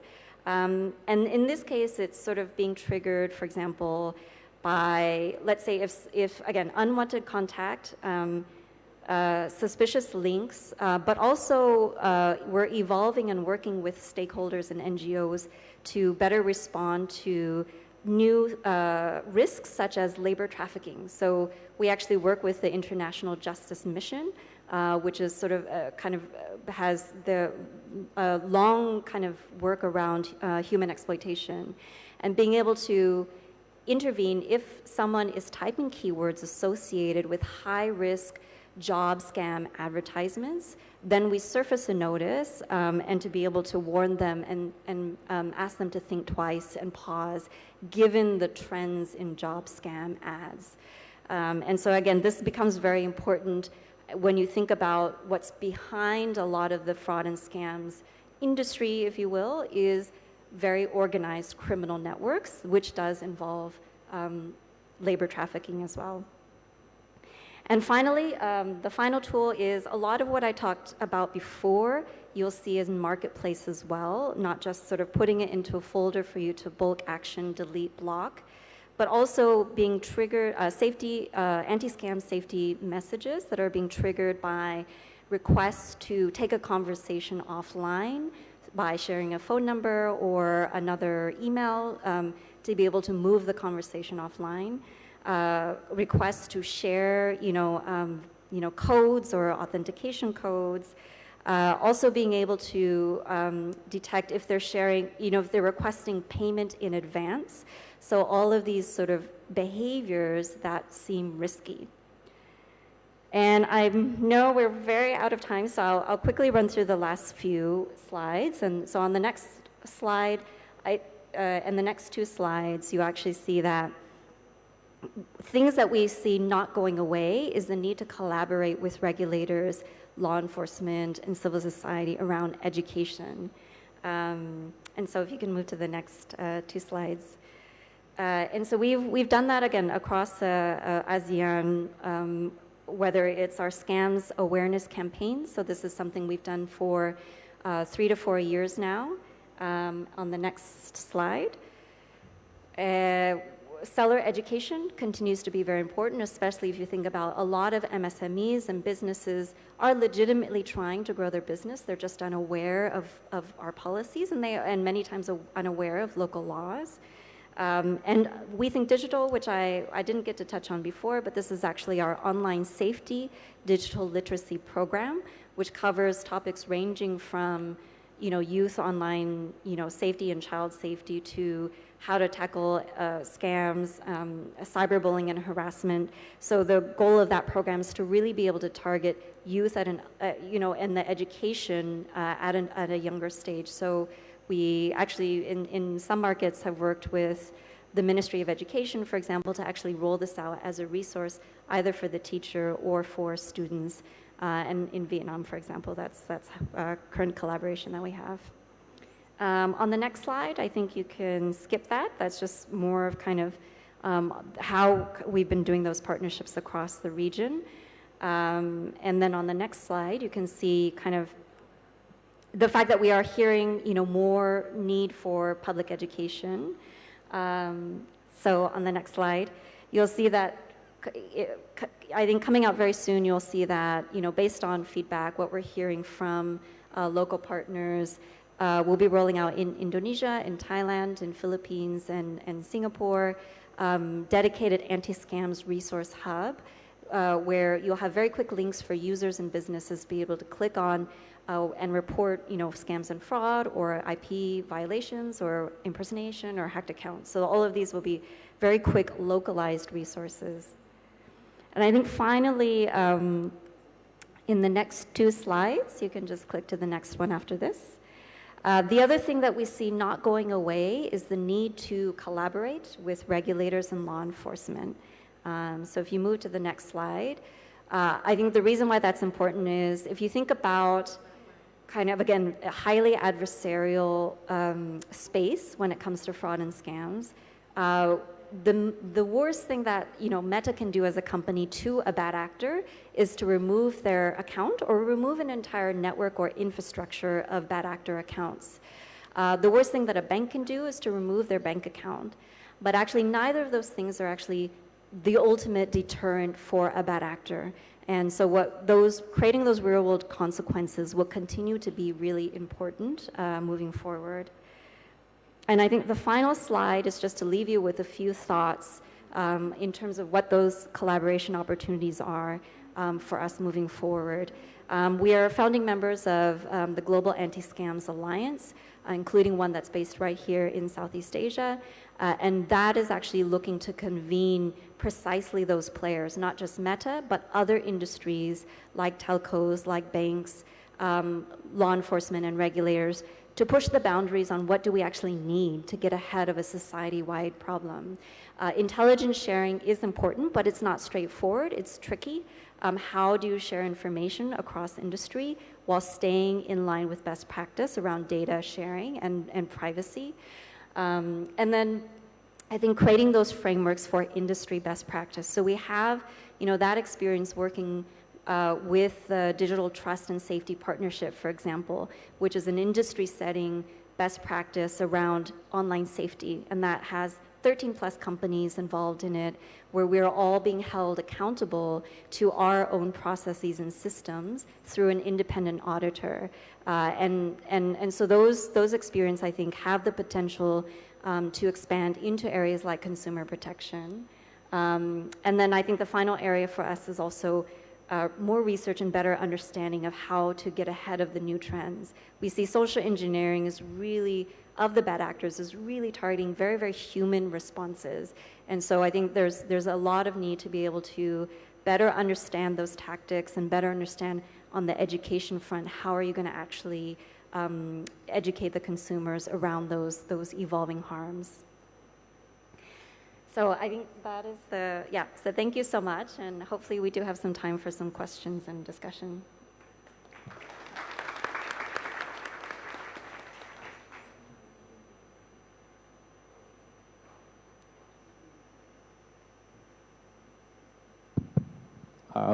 Thanks a lot for Dr. Chen and Dr. Ong for presentations.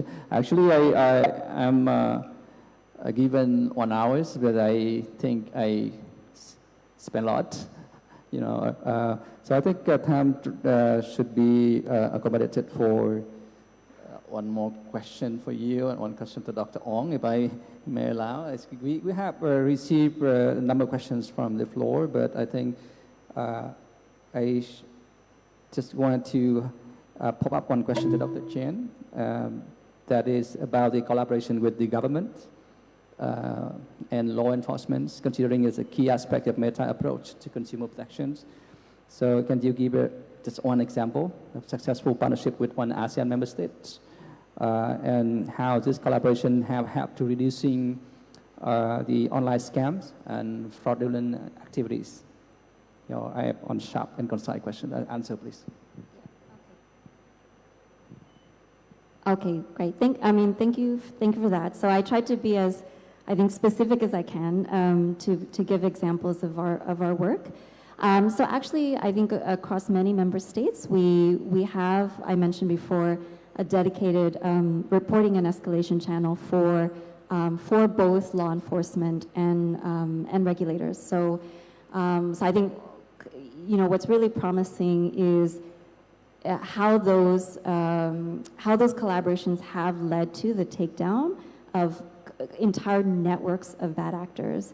And so, I can, for example, in Thailand, we do partner with both the Royal Thai Police as well as MDES, the Ministry for Digital Economy.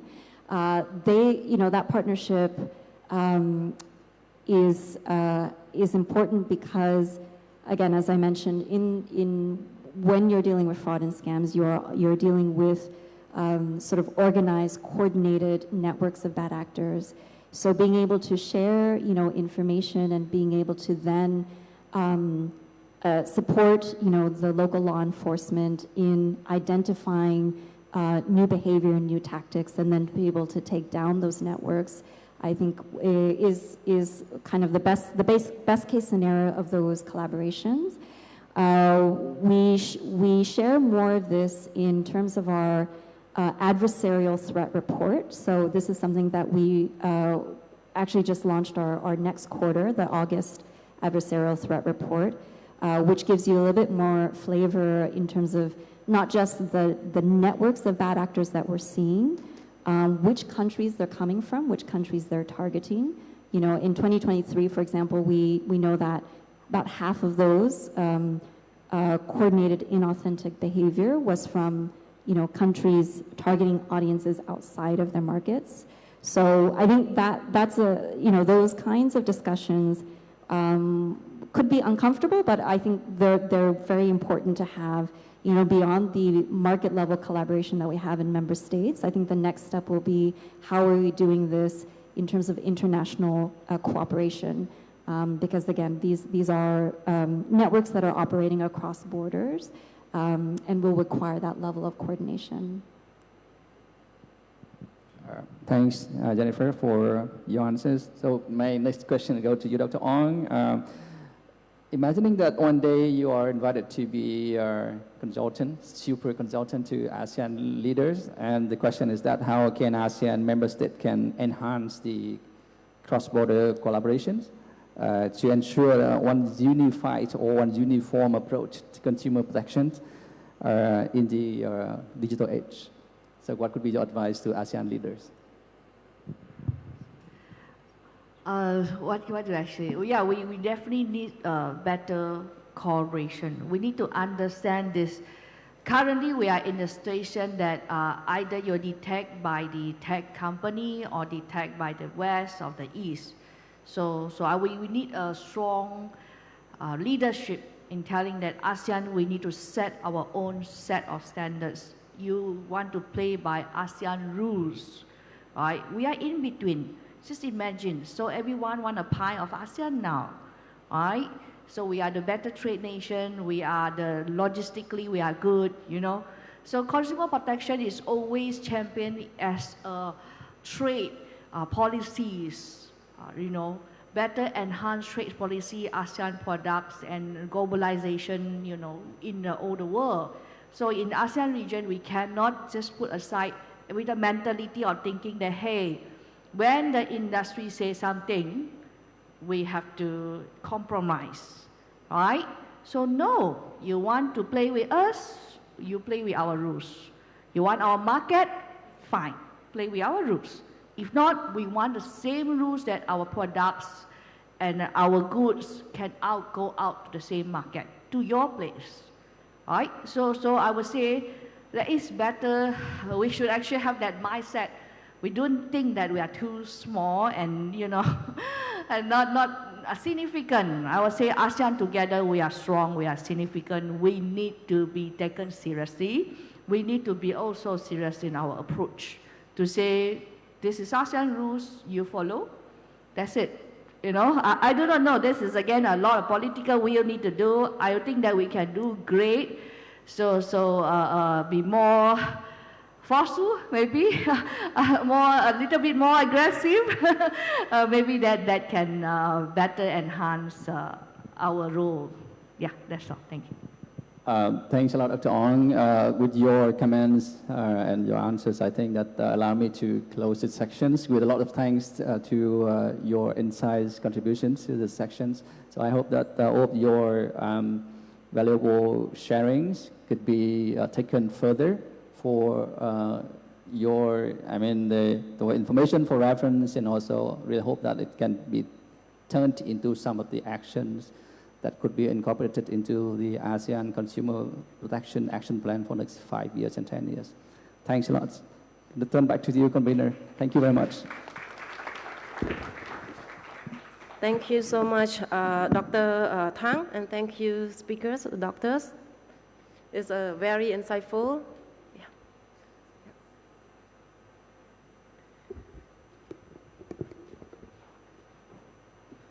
So now we move to session 2, which is about building secure digital access to justice for consumers. So for this one is also very important after session 1. As technology continues to reshape our interactions and transactions, ensuring that consumers can seek and obtain justice effectively and safely is paramount. In this session, speakers will discuss approaches to creating infrastructures that empower consumers to navigate the digital economy with confidence and security. The challenge of the building robust digital access to justice system will be explored in these sessions. So for this session 2, I would like to welcome our moderator, beautiful Ms. Heidi Sarasia, Acting Deputy Director General, Department of Economic Planning and Statistics, Ministry of Finance and Economy from Brunei Darussalam. Please welcome.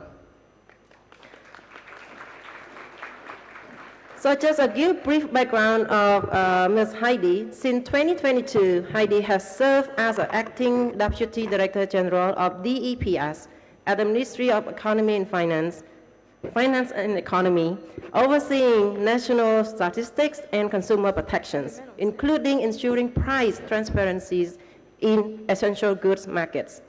Previously, she as a special duty officer in the Prime Minister's office, she was pivotal in promoting competition policies, leading the drafting of the 2015 competition orders, and establishing the Competition and Consumer Affairs Department in 2017. In November 2023, she was appointed as a Commissioner of the Competition Commission of Brunei Darussalam. These sessions will explore effectively strategy for creating infrastructures that empower consumers to confidently navigate our increasing digital landscape. So, Ms. Heidi? Thank you. Can you hear me? Yeah. Yes. So the floor is yours. Thank you, MC. Thank you. Good morning, everyone. I hope everyone still stay with us. Welcome to our second session of the conference, Building a Secure Digital Access to Justice for Consumer. This is an important topic. I think our previous speaker and also our opening speeches has covered a lot about why this topic is important. I'll go straight to the point in the interest of time to give more stage time for our speakers. So in order to keep pace with the fast-moving cross-border nature of online transaction, having effective and accessible redress mechanism online to resolve dispute is so important for protecting consumer and ensuring disputes are resolved fairly and efficiently. Now, these dispute resolution systems are crucial not only for solving problems, but also for building trust and in the online market for the growth of e-commerce, as already been mentioned by many speakers and also our welcoming remarks. So in this session, we are privileged to have with us a panel of 4 distinguished experts covering various topics related to building digital access to justice, from international organizations, from regional NGO, and from regulators. So they have rich experience and knowledge in the area of consumer protection and digital access initiative. I would like to begin by briefly introduce our distinguished panelists by name and invite them on stage there. And then I will share more detailed introduction as they take the stage during their presentation, before the presentation. So we have the first speaker is Dr. Ming.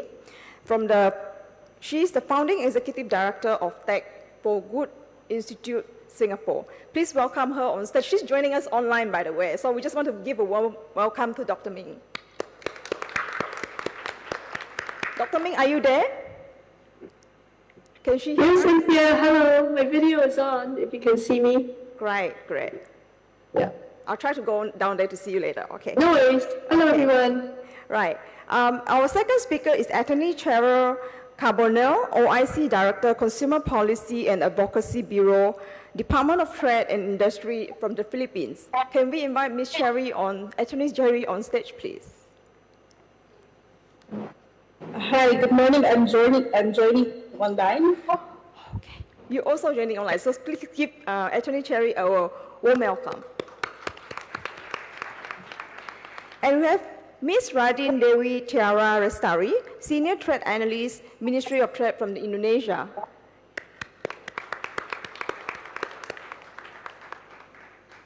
And Ms. Zoe Diane, Regulator Reform Regional Attaché, UK Mission to ASEAN.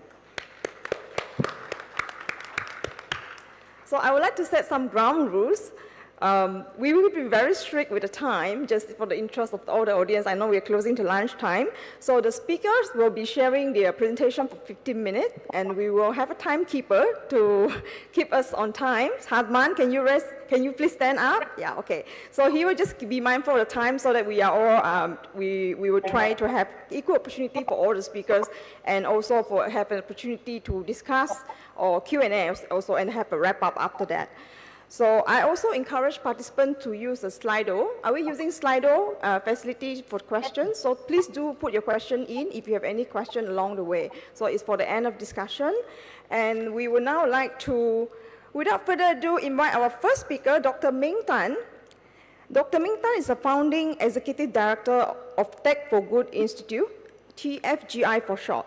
TFGI is a non-profit organization funded by Grab to catalyze research and collaboration on social, economic, and policy trends accelerated by the digital economy. Dr. Ming is concurrently a senior fellow at the Center for Governance and Sustainability at the National University of Singapore. Her interests lie at the intersection of technology, business, and society, including sustainability and innovation. To start the session, Dr. Tan, can you share with us, to give us a backdrop on what does digital access to justice really mean, and what are the challenges and opportunity in ensuring digital access to justice, and how can the regulator and the technology play a part to overcome this obstacle that we've been mentioning in a global level? Dr. Ming, the floor is yours. Thank you, everybody. Good morning. I'm really happy to be here at the invitation of ASEAN to share my thoughts on building a secure digital access to justice for consumers. I hope you can hear me. Wave your hands if you can't. And let me introduce the Tech for Good Institute. As was mentioned by our moderator, we are a non-profit entity, seed-funded by Grab, and our mission is to encourage conversations across the public, private, and non-profit sectors on how the promise of technology may be leveraged for sustainable, equitable, and inclusive growth for Southeast Asia. Several speakers have already touched on the rapid evolution of the landscape in Southeast Asia and the consumer behaviors in line with these changes. As Ambassador Mesra mentioned earlier, the region's rapid digital adoption shows no sign of slowing. We have over 490 million internet users, but very interestingly, over 100 million of them only joined the online world in the last 4 years. And what that means is a leapfrogging of legacy technology. Mobile devices are the main gateway to the internet, and mobile traffic accounts for nearly 2/3 of all web activity. And as Minister Cham highlighted, this then produces a conundrum. This is a mobile-first or mobile-only behavior. That means different user needs, expectations, and experiences, which policymakers must navigate along traditional platforms. For example, both businesses and individuals are bypassing traditional service providers, like banks, in favor of digital alternatives. The Tech for Good Institute did some research in 2021, and we found that 75% of small businesses that took loans from digital providers had never ever taken a loan from a traditional lender, 3/4 of them. And last year, it was reported that digital payments constitute over 50% of total transaction value in Southeast Asia. These trends have, of course, led to significant growth, especially in the online to offline space. We all know the US $1 trillion by 2030 gross merchandise value that has been really positioned as a North Star, as an ambition of what not just a growing digital economy should look like for Southeast Asia, but a safe and secure and just one as well. Within this context, let me return to today's title. What does a secure digital access to justice for consumers mean? Now, the organizers have asked me to approach this from two very different angles. First, how can digital technologies facilitate access to justice? Digital solutions can improve efficiency, reduce paperwork, make reporting easier. And I think about this as justice through digital solutions or digitalized justice. But more broadly, and I think in the space of consumer protection, we can also envision a just digital ecosystem. More than facilitating existing processes of achieving justice, this is a much broader conversation, right? About the balance between innovation and market stability, big incumbents and small startups, relationships between companies and citizens, and ensuring that all rights are protected within the digital ecosystem. Now, between these two poles is a vast area of debate. Today, I'll touch on digital justice very lightly and then focus on a small part of the second domain, specifically how we may ensure consumer protection and confidence in the digital economy. Briefly on digitalized justice. All citizens must benefit from the digital transition to be part of a confident digital society. Last year, the Tech for Good Institute consulted stakeholders across the public, private, and civil sector on what this should look like. And there were two common objectives. The first is advancing digitalization of MSMEs and key sectors. And the second, they were committed to implementing digitalization of government and public services. While access to justice may not be considered a public service per se, we can think of it as a public good. A public good that should be available to all citizens or businesses to be able to seek and obtain a just resolution of legal problems. And these services include legal information, counsel and representation, alternative and formal dispute resolution, and enforcement. And as I mentioned with financial services and many other essential services like healthcare, these are being transformed by digitalization to serve users online. Last week, we launched a report on the digital platform for public benefit to see how these features like scale, efficiency, accessibility, and agility that many of the big digital companies have leveraged can be used to advance national goals. So when it comes to improving access to justice, we can look at improved accessibility. For example, digital platforms have made legal services more accessible, reaching individuals in remote areas, those with mobility issues, those who can't afford traditional legal services.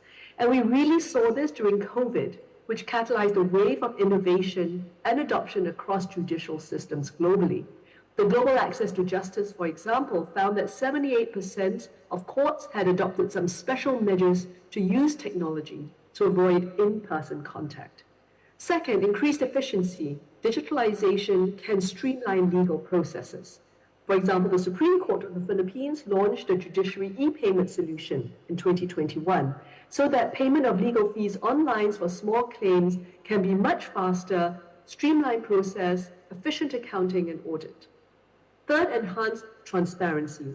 When you make court proceedings and legal information available online, then you can help citizens better understand and navigate the legal system.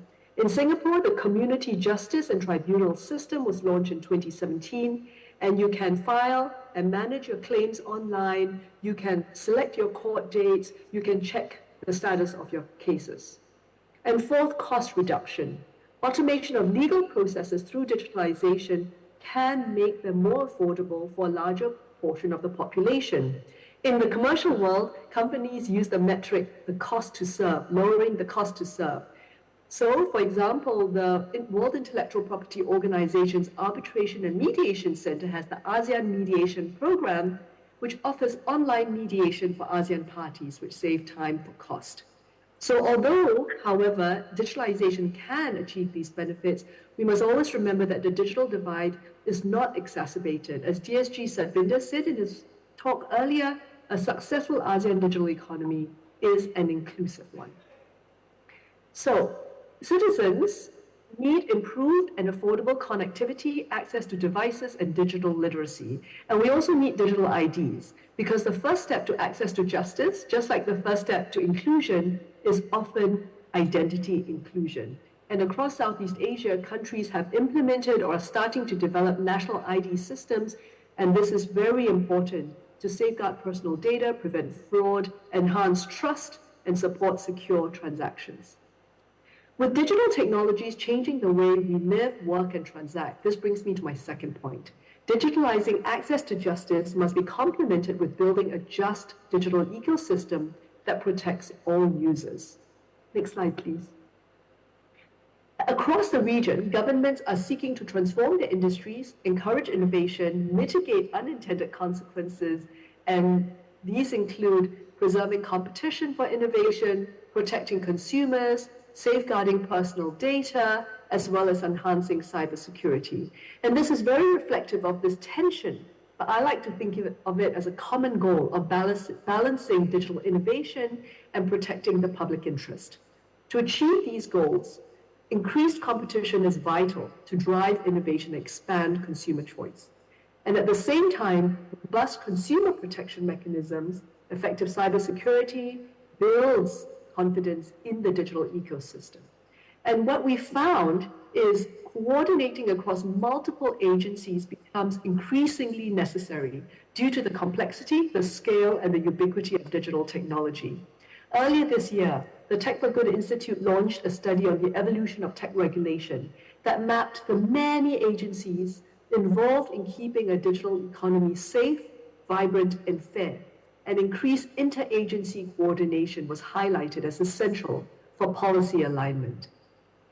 Now, while government agencies play a big role in ensuring consumer protection, businesses also have a significant part to play in enabling inclusion, safeguarding consumer, and enhancing trust in the digital economy. As Jennifer already mentioned in the previous panel, many digital platforms from Meta to Carousel to Grab are the first step into the digital economy for our region's 71 million micro, small, and medium-sized enterprises, or MSMEs. Through these platforms, MSMEs reach their customers, vendors, and services during the pre-purchase, during the transaction, and the post-purchase stage. These access allows them to participate in the digital economy without having to invest so heavily in the fundamental aspects of digital transformation, cybersecurity, data protection, and other aspects of consumer protection, such as scam prevention that we heard about just before. And so this is just one example of how we need a whole of society approach to build an accessible, trusted, and just ecosystem that serves all consumers. If I may, the public sector, governments can evolve using digital solutions to both better serve citizens while investing in inclusion. The private sector, companies have a responsibility to protect customers and consumers. Their investments in cyber security and data protection, as well as different solutions for their users, can build trust. For example, the Carousel Buyer Protection offers secure payment options, clear protection policies, and proactive dispute resolutions, which individual buyers and small sellers cannot afford to offer on their own. Moreover, the only way that consumers can be protected in a space with such rapid innovation is for the government, the public, and private sectors to work together on shared outcomes. For example, in Singapore, we have an anti-scam command run by the police, and Carousel and Shopee staff are co-located within this command center, and that enabled the takedown of 2,700 scam-tainted accounts and suspicious advertisements in only the first half of this year. Last but not least, we cannot forget to invest in our own understanding of the technologies that we use daily. As DSG Satvinder mentioned, resilience starts with digital literacy. Policymakers and the private sector need to work together to enable both digital literacy and relevant product literacy. For example, in the digital financial services sector, we need financial literacy as well as digital literacy. Without adequate financial knowledge, consumers are more vulnerable to risk and misuse of digital financial products. To conclude, I'd like to highlight 3 considerations for the outcomes of digital access to justice and a just digital ecosystem. First, policy coordination across agencies and across ASEAN member states. By aligning our efforts, we can create an interoperable regulatory framework that not only protects consumers, but also fosters fair competition and innovation in our increasingly interconnected digital markets. Second, a continued focus on evolving customer and citizen needs in the face of rapid innovation. This doesn't mean just adapting laws, but reimagining our public systems to be more agile, iterative, and responsive to the unique challenges of the digital age. And last but not least, a whole of society approach to build an accessible and trusted digital ecosystem that serves all consumers and ensures justice in the digital age. We need to upskill as individuals, while industry and governments can embed consumer protection by design in operations, products, and services. So that's it from me. I hope I stayed within time. Thank you for your attention. Please stay in touch. We have a QR code up here that allows you to sign up to get all of our information and to get news about our work. Thank you very much.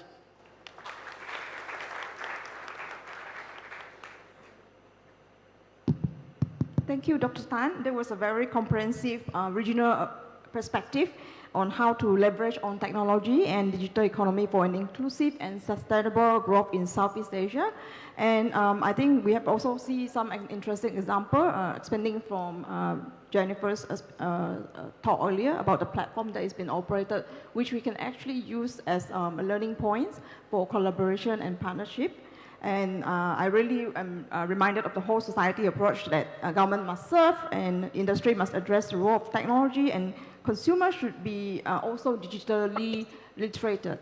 Okay, so now we would like to move on to hear from national perspective on countries that currently working in ASEAN, currently working on the national online dispute resolution. We would like to invite the Philippines to share her perspective. Our second speaker, Attorney Cheryl, I hope I pronounced the name correctly, Cheryl Carbonell. She is currently the officer in charge of the Consumer Affairs and Advocacy Bureau of the Department of Trade and Industry, the Philippines. And she earned her degree in business economics from the University of the Philippines and was admitted to the Philippine Bar in July 2020. Now, without further ado, I would like to now, Attorney Cherry, can you hear us? Yes, I can hear you. Oh, great. Okay. Now, can you share with us the Philippines perspective, specifically on how your effort in trying to build and maintain consumer trust in facing the digital economy challenges, and also the laws and regulations that Philippines have in order to support online access to justice? Also, we would like to hear more about the subject of inclusivity. How can you make sure that the system is easy to use for everyone? Attorney Cherry, the floor is yours. Thank you, ma'am. Good morning, everyone. The Philippines is pleased to share with you our initiative in building a secure digital dispute resolution system for consumers. Next slide, please.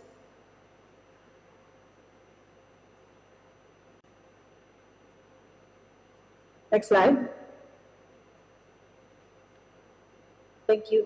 So building and maintaining consumer trust in digital justice system entails nurturing integrity, developing accessible platforms, and ensuring data protection. Digital justice systems must be built upon the same foundations of traditional justice systems, that is, public trust. The United Nations Development Program stated that in an era of evolving legal landscapes and increasing public scrutiny, judicial integrity remains fundamental, ensuring fairness, impartiality, and trust in the justice system. The movement towards digitalization calls for the same. Digital systems must continue nurturing its integrity to build public confidence and trust. Further, digital justice systems must be accessible. These methods should be easy to use for all, ensuring nobody gets left behind. New technologies and modernization of the legal system must ensure that anyone from all walks of life can be assured that justice can be served fairly without the fear of high costs, long resolutions, and tons of uphill battles. Lastly, digital justice systems must protect the privacy of all users from all parties. This ensures that all participants are safe from potential cyber threats that expose sensitive personal information. Users must be able to control which data they would like to provide without the fear of these being accessed by unwanted parties. Cybersecurity must be upheld to the highest standards for a trusted digital system. All in all, digital justice systems must operate with integrity, provide accessibility, and protect data privacy for a trusted and formidable legal system to flourish. Next slide, please. The following are some of the laws that support digital access to justice in the Philippines. First is the E-Commerce Act of 2000, which recognizes electronic documents and electronic signatures. Next is the Internet Transactions Act of 2023, which provides for the establishment of an online dispute resolution system for online consumers, online merchants, e-retailers, e-marketplaces, and digital platforms. Third, these are not all of it, this is not an exhaustive list. Guidelines and submission of electronic copies of pleadings and other court submissions being filed before the lower courts pursuant to the efficient use of paper rule. Next slide, please. To ensure inclusivity and accessibility, there is a need for, number one, a user-friendly or a user-centered facility.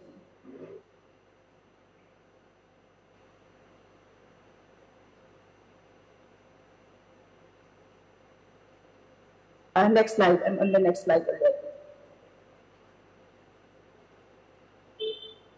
There is a need to make sure that the digital platforms are usable by individuals with a disability such as visual, auditory, cognitive, or motor impairments. The design interfaces should be intuitive and easy to navigate. Second, onboarding of users. Offer digital literacy training and resources to help users understand and navigate the system. Partner with community organizations to reach populations with lower technological proficiency, providing them necessary tools and knowledge to access and use digital justice systems. Third is enabling multilingual support. Provide context and interfaces in multiple languages to cater to a diverse user base. Ensure the translations and content are culturally sensitive and appropriate for the target audiences, taking into account different legal and cultural contexts. Have alternative access methods, develop online capabilities, or provide alternative access methods, such as telephone hotlines or in-person support, for users who may have limited or no internet access. Implement feedback mechanisms where users can report issues, suggest improvements, and provide insights on their experiences. Regularly conduct usability testing with a diverse group of users, including those with low technological proficiency, to identify and address potential barriers. Legal and ethical deliberations involve a wide range of stakeholders, including marginalized groups, in the design and implementation of digital justice systems to ensure that policies and procedures are inclusive. Ensure that users' data is protected with robust security measures and that they are informed about their rights and the system's privacy policies in an understandable manner. Last, sustainable solutions as technology evolves, continuously update and improve the system to keep pace with new challenges and opportunities, ensuring that inclusivity and accessibility remain central to the system's design. Next slide, please. So there are a number of laws, rules, and regulations that specifically supports the creation of our Philippine Online Dispute Resolution, Consumer Complaints Assistance and Resolution System. I will not discuss each of them, but suffice it to say that its establishment finds basis in the fundamental law of the Philippines, which is the Philippine Constitution, and the different statutes enacted by Congress, among others. Next slide, please.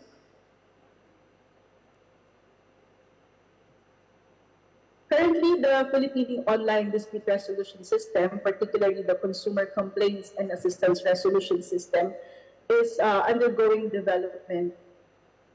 We have started with the exercise since 2021, and at present, we are about to finish with the mediation module of the system. Next slide, please. Below are some of the current concerns of our consumers in the use of a digital justice system. So first is technological proficiency of consumers in the Philippines.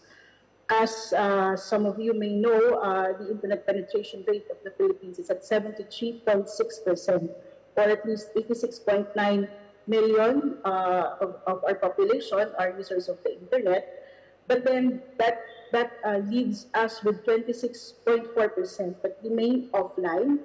And this includes vulnerable consumers such as senior citizens or those that are aged 60 years old and above, persons with disabilities, as well as those that live in remote areas where internet connection is still a challenge, to name a few. Next, like in other countries, the DTI is not the sole consumer protection agency in the Philippines. So there are a number of consumer network agencies, and thus building a uniform digital B2C online dispute resolution system is a formidable task. Lastly, internet access and reliability. So in terms of speed, the worldwide broadband speed league ranked the Philippines at 86 out of 220 countries, with an average download speed of 43.36 Mbps, slower than the average of 45.72 Mbps in Asia. Connectivity in rural areas are way below the national average, with the lowest at 10 Mbps in the Bangsamoro region, according to the Philippine Institute of Development Studies. And lastly, the 2022 Global System for Mobile Communications Mobile Association Connectivity Index found that the Philippines is third lowest in terms of affordability of mobile data. Next slide, please. On the other hand, these are some of the implementation concerns that the DTI is facing in implementing its consumer complaints assistance and resolution system. So first is the limited number of processing officers. So we have 8 full-time mediation officers only, and they can process about 40 complaints a day. Meanwhile, we receive around 60 to 70 a day. And with the rise of e-commerce, we expect that this will continue to increase. Also, there are concerns on device compatibility of the system. So moving forward and considering or given the foregoing, the DTI is creating a pool of alternative dispute resolution providers to help resolve B2C disputes.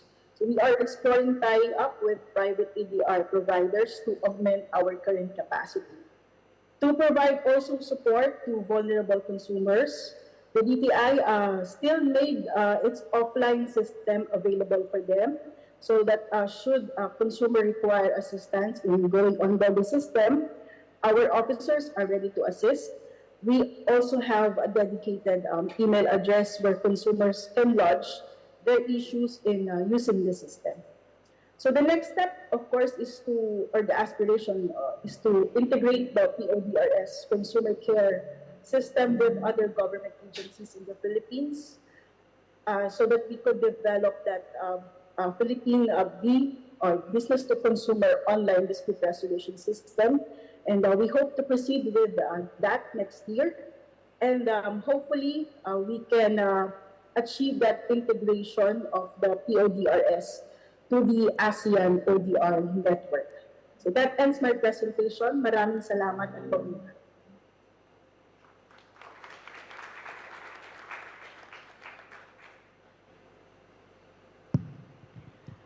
Thank you, Attorney General, for sharing the Philippines' journey to build the Philippines Online Dispute Resolution System, the PODRS, and the DTI Consumer Complaints Assistance and Resolution System. the concerns of the implementation and also your effort in ensuring accessibility and the user friendliness and the alternative access method. These are all actually very good lessons to learn from, and I'm very inspired to see the way how Philippines working towards integration with other authorities and also working towards the bigger ambition of connecting with at the regional level. So we wish the best, Philippines, and now we would like to move on to Indonesia. But before I move to Indonesia, I would like to remind everyone that there is a QR code on your table. So if you would like to ask any question, please scan the QR code and put your question in there and try to put who you are putting the question to, try to be very specific so that during the discussion later, the speaker will try to address your question. So without further ado, now let's now move to Indonesia. Our third speaker, Miss, I'll just use the stage. Yeah. So Miss Radin Dewi Tiara Lestari, she is a senior trade analyst, head of the regulatory drafting team, Directorate of Consumer Empowerment, Directorate General of Consumer Protection and Trade Compliance at the Ministry of Trade of the Republic of Indonesia. Ms. Dewi has been an analyst at the Directorate of Consumer Empowerment since 2014. She has been instrumental in drafting key consumer protection policies, including the Consumer Protection Bill and National Consumer Protection Strategy. She has also contributed to regulations on electronic compliance and dispute resolution. Ms. Dewi, we would like to hear from you the situation in Indonesia. We know that a lot of work also has been done to develop online access to justice. Can you share with us some insight, please, on the law and the regulation that has been introduced to support online access to justice? And also, how does Indonesia build trust in the digital system designed to help them to get justice? And the question of inclusivity and accessibility in developing the system. Ms. Dewi, the floor is yours. Thank you, Ms. Heidi. Good afternoon to ASEAN Secretariat of PASS, GIZ, ACCP representative, and delegates from ASEAN AMS, the committee from Kingdom of Cambodia, ladies and gentlemen. Let me thank all of parties of this conference for giving me a chance to speak. It's really an honor. I know the schedule is tight, so without further ado, I will explain several matters related to building secure digital access to justice for consumers in Indonesia. First, can I see my slide? Okay. First, let's start with digital development in Indonesia, which is currently increasing very sharply, like across the world. According to Indonesia's telecommunication statistic, in 2022 released by Central Bureau of Statistics, internet access ownership in Indonesia reached about 86.54% in 2022. And it's not limited to only shopping for goods, but has grown a huge trade in services such as transportation, food and beverage, and tourism services. And the growing use of the internet for transaction and trade has greatly benefited in the economy, but with the very rapid development, of course, it raised new challenges for us too, such as infrastructure disparities, because Indonesia has a vast archipelago, which makes infrastructure development are challenging. And while urban areas may have good connectivity, rural and remote regions often struggle with limited access to reliable internet and digital services. And the next challenge is digital literacy. There is a significant gap in digital literacy across different demographics because many people, especially in rural areas, among other generations, lack of the skill needed to effectively use digital technologies. And the next one is cybersecurity, because now cybersecurity threats and data privacy concerns are growing. Indonesia has faced several high-profile cyber attacks, and there's a need for stronger cybersecurity measure and data protection too. And then the next one is regulatory and policy issue. We need policies and regulation regarding digital development, and it can be vary and affecting innovation and the growth of the digital economy. And then e-government and services, while there have been advancement in e-government service, there are still challenges in implementing and scaling the services effectively, because we must ensure that they all reach all the citizens and function smoothly in every province. And then based on recapitulation of complaint data from online and offline transaction of the Ministry of Trade, we are facing the difference between the online complaint and from online transaction and from offline transaction is very significant. From January to July 2024, the complaints from online transaction reached about 2,134, while offline transaction were only 40. Maybe because if we are going to transaction in online, we cannot see the seller, and we can make complaint right now. So maybe it will it makes the numbers very significant. Next slide, please.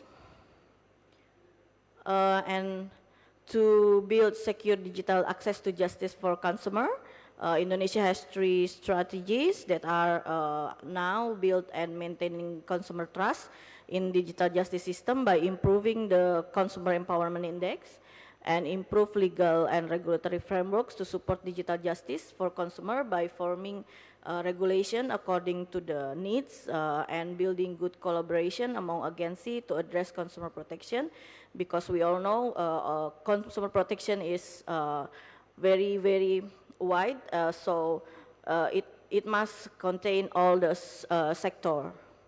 And to ensure that digital justice system are inclusive and accessible to all consumer by developing Indonesia ODR system. Next slide, please.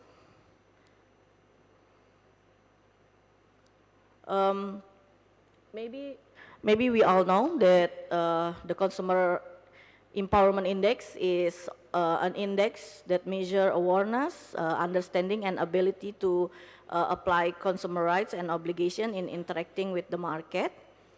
So when consumers are empowered, meaning we have access to clear and comprehensive information and effective avenues for feedback and redress, they are more likely to trust the marketplace and business. So empowerment helps consumers to make better informed decisions, and which can increase their confidence in the fairness and reliability in the marketplace. So Indonesia Consumer Empowerment Index is increasing 7.60% since 2022 to 2023. And currently we are expect Indonesia Consumer Empowerment Index to be more than that. Now we are reaching 57.04, and now we are changing the Consumer Empowerment Index calculation is based on our Minister of Trade decree number 162 of 2022 concerning guidelines of for assessment of the Consumer Empowerment Index. The assessment variables include pre-purchase, during purchase, and post-purchase stage. The total number of respondents was about 70,000 people from 34 provinces. Actually, now Indonesia have 38, but the 4 are still new there, and they are still developing the infrastructure, so they haven't get the change to get assessed. And the respondent is data sample in the form of characteristic including productive age, gender and occupation, education level, and income. And next slide.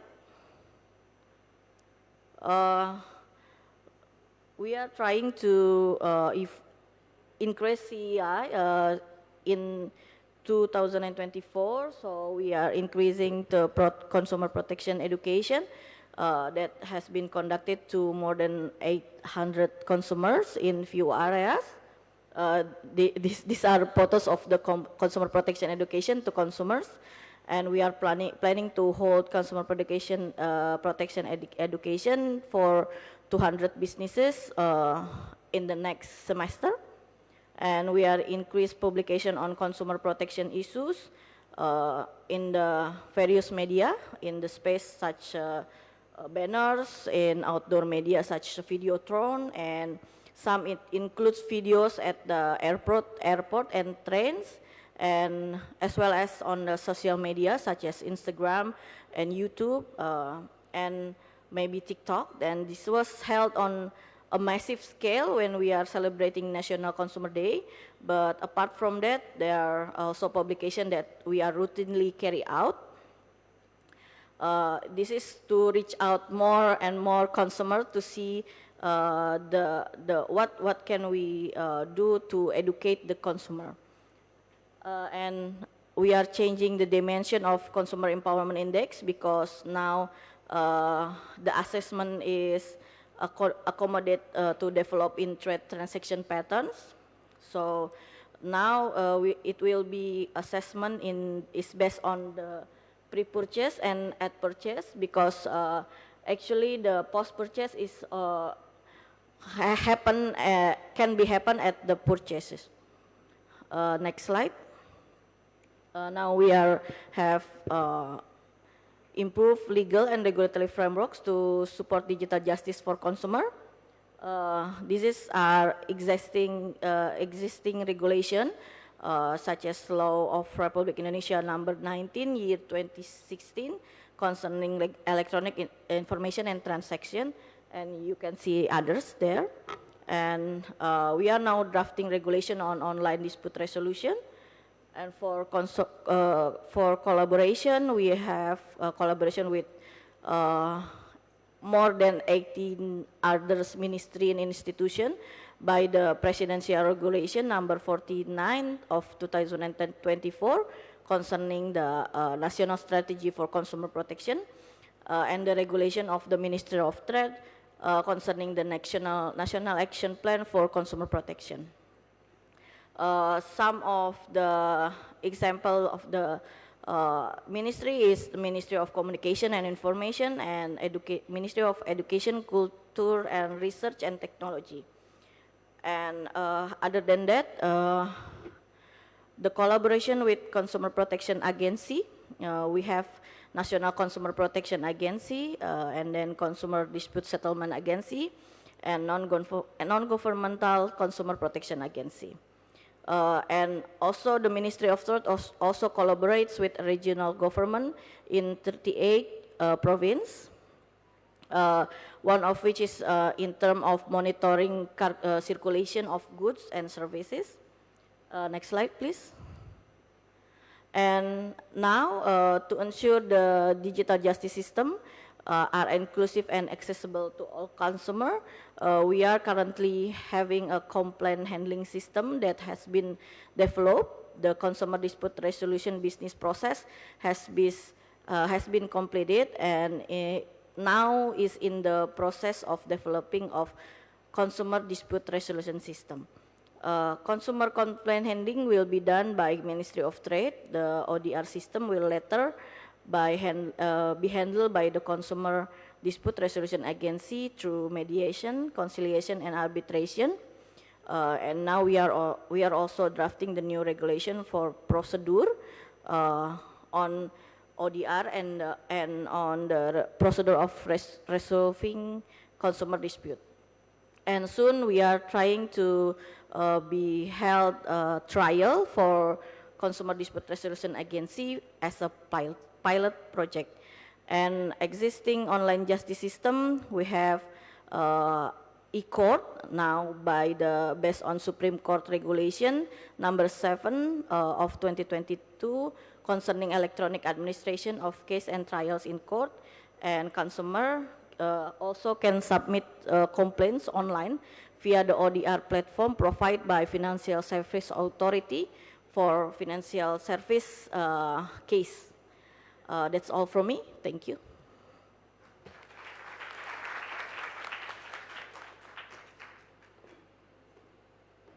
There was a very clear step-by-step approach of how Indonesia is approaching the online dispute resolution system.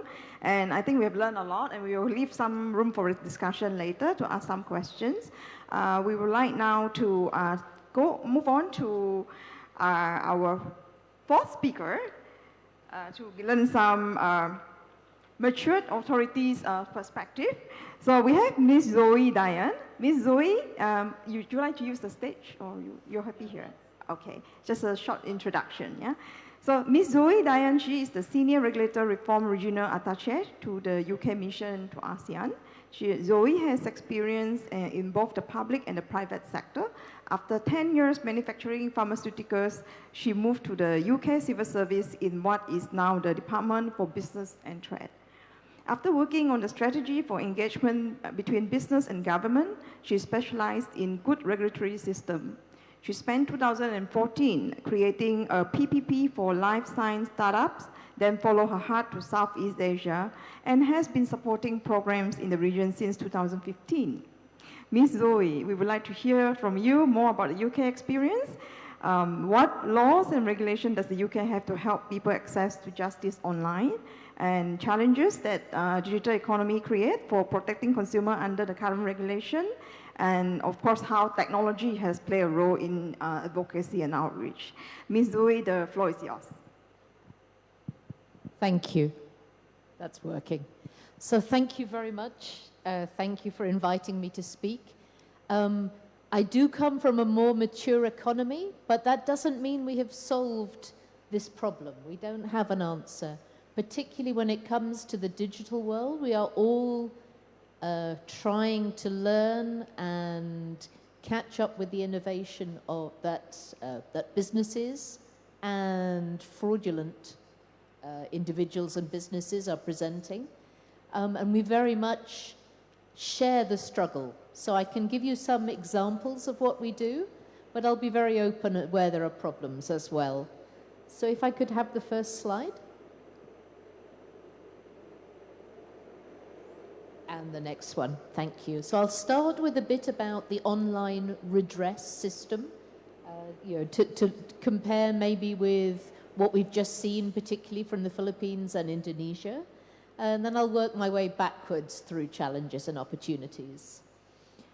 So this is me as a consumer. Let's take it from the consumer's perspective. If I have a problem and I've bought something, the first thing I try to do is to resolve the problem with the business I bought it from. Sounds simple? Doesn't always work, but it should work.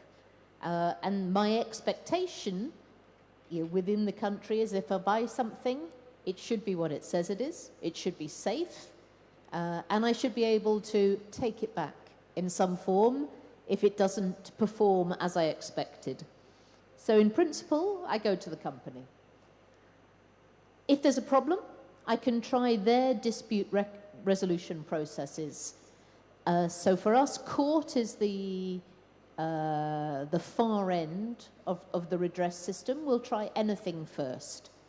We tend to expect anything to be faster than the court system, and probably cheaper. So alternative dispute resolution, online dispute resolution, and only finally will I go to court. I tend to expect digital companies now to provide a resolution system. If it's a platform, their own system. If it's within the EU, then the EU online dispute resolution system. If I paid by using some form of financial service, then those I see as the most advanced, as in moved online earlier, found the problems earlier, have been regulated already in terms of helping me get redress. So if it's a credit card system, I would actually go for redress to my credit card provider or a finance agreement. So I use those systems and I expect them to work, and I expect to be able to complain if they don't work. If they don't work, I complain to an ombudsman, financial services ombudsman, and that's where the government system comes in to help me get the redress. If none of that works, I can take the company to court. That's how it seems to me as a consumer. We called it the small claims court, but actually there's no such thing. It is just the county court service. That used to be in person. I would have to turn up, they would have to turn up, and we would both make our case. Now there's an online service of the court system. So that's an online, but not alternative. So it really is. Small claims, it's being changed at the moment. So we have an online service that's being revamped. It was only set up in 2018. So we're not talking 20 years here, we're talking 5 years. Nearly 500,000 cases have been resolved in that time. Interestingly, 95% user satisfaction, but nearly 70% defendant satisfaction. So even the companies would rather have it resolved like this than being hauled into court and having to pay their lawyers. And that's the secret. To go through that, I don't need to hire a lawyer. I can do it myself. It's cheaper.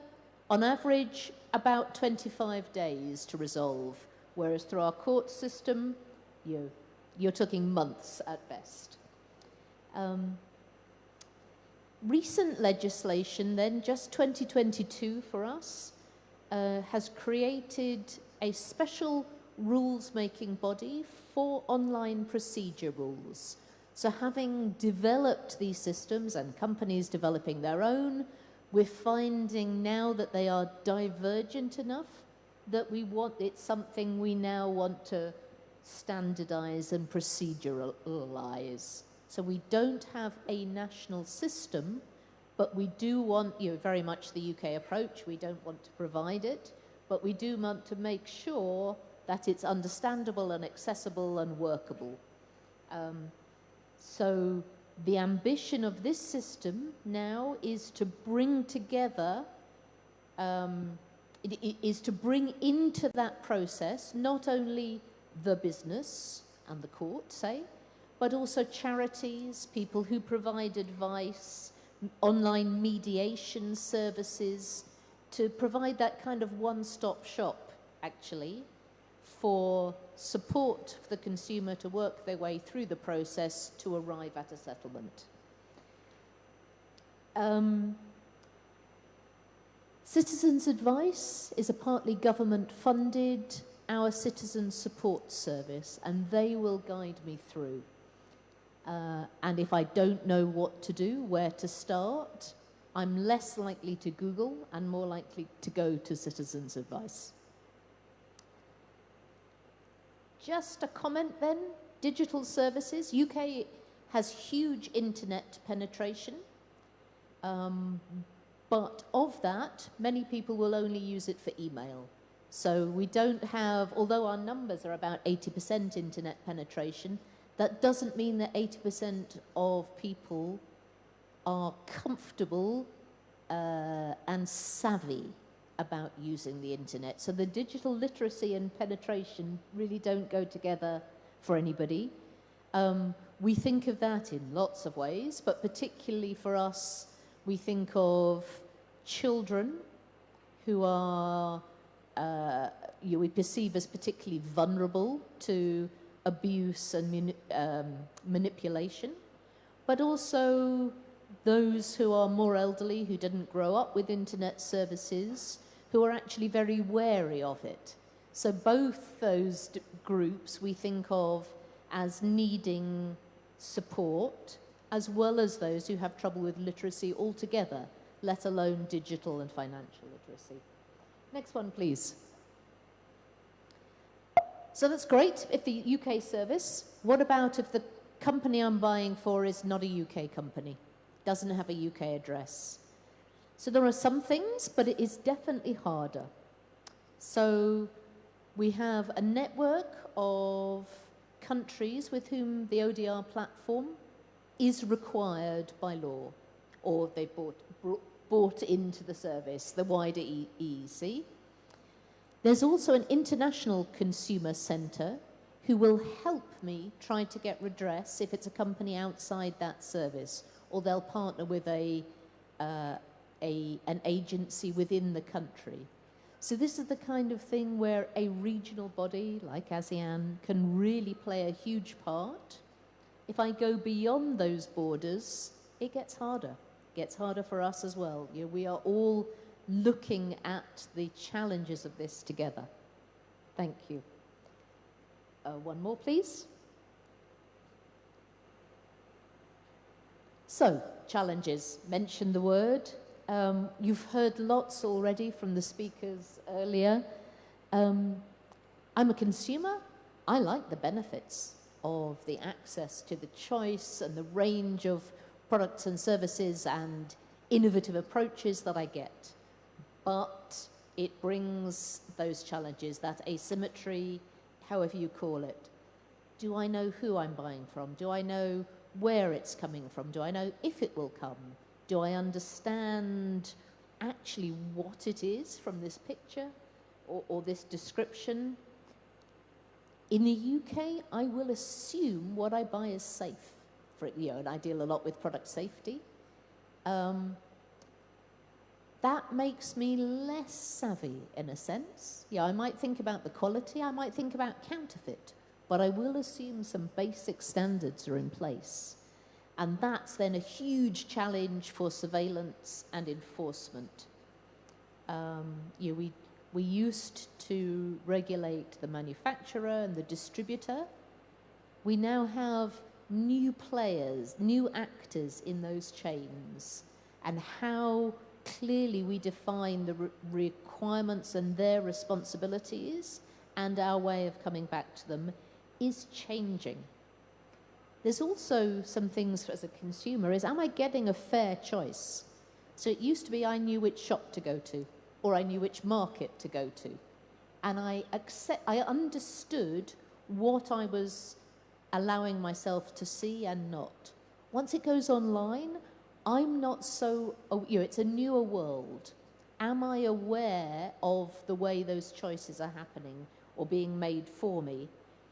I didn't used to see everything. It's not that it's less equal, but it's different. And actually being aware of those differences, and where we talk about algorithms, do I understand how they're coming?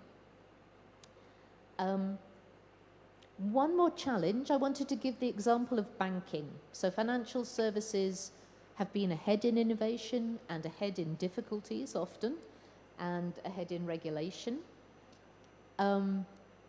We have, every time a new sort of challenge, a new sort of scam or trickery has come through in traditional banking services and for online banking, the response for me as a citizen in the UK has to be to put in an extra layer of action that of responsibility on the bank, which they are delivering by making me check once, check twice. Are you sure you want to do this?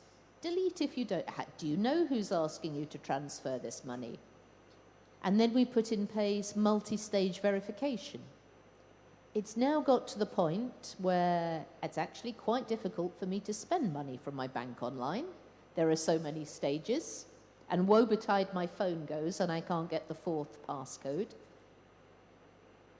But there are so many steps that it's not making me think now, it's just making me think, where's the yes button? And it's a bit like giving me access to more information doesn't necessarily make me behave better, thank you, or more safely. So as we try and prevent what we see as the latest innovative approach to tricking me, you have to be careful that we don't make it so hard that I ignore it again. So one more. sorry, I'm not talking about the real security here and cybersecurity and data protection. That's a whole topic to itself. Thank you. And the last slide, please. So I just wanted to say a little bit about the way we try to help consumers take part in this system of verifying. So we use rating systems. So Gen Z, as it's called in America, which I think are sort of young adults, maybe most of the population of Southeast Asia, in fact, very savvy at using rating systems. Over half will research before they buy. They look at the ratings. Is that true here? Do you know, for citizens of your own country, actually what their behavior is when it comes to looking at online ratings? In the UK, they also share their views. If they don't like it, they share it. That's led to a whole lot more problems. And the US has just legislated, the UK in its Digital Markets Competition and Consumer Act. We're all now regulating to stop businesses giving false reviews, false testimonials, AI-generated reviews. We are continually trying to keep up. The way that we expect the big strategic players to act, as we were hearing earlier, to set the ground rules for the market, but also to deal with the regulators. This is where some of it comes in. And then every time we get used to working with big players, then a whole individual system will come. And how we want to regulate the way individuals behave with each other, or in fact, if we do. If somebody comes to sell on my doorstep, how would I treat them? If an individual on a social media platform comes on my social doorstep, how do I treat them? Differently than from a shop or a system with a verification that I would trust. So I'll stop there. We don't have the answers. We share the challenges. We can all try things. Thank you.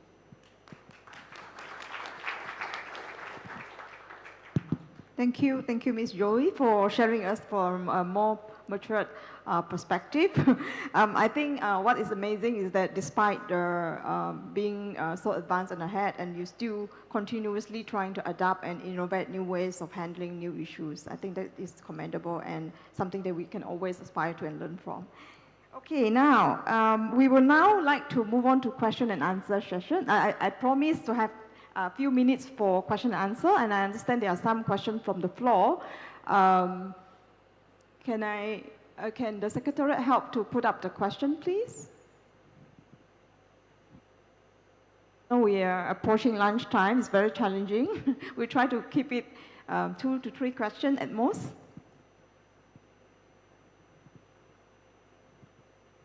What are the top-rated questions that we have?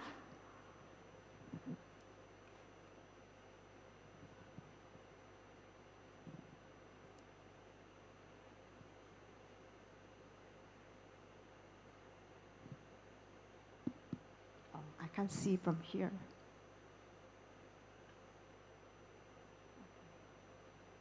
Okay.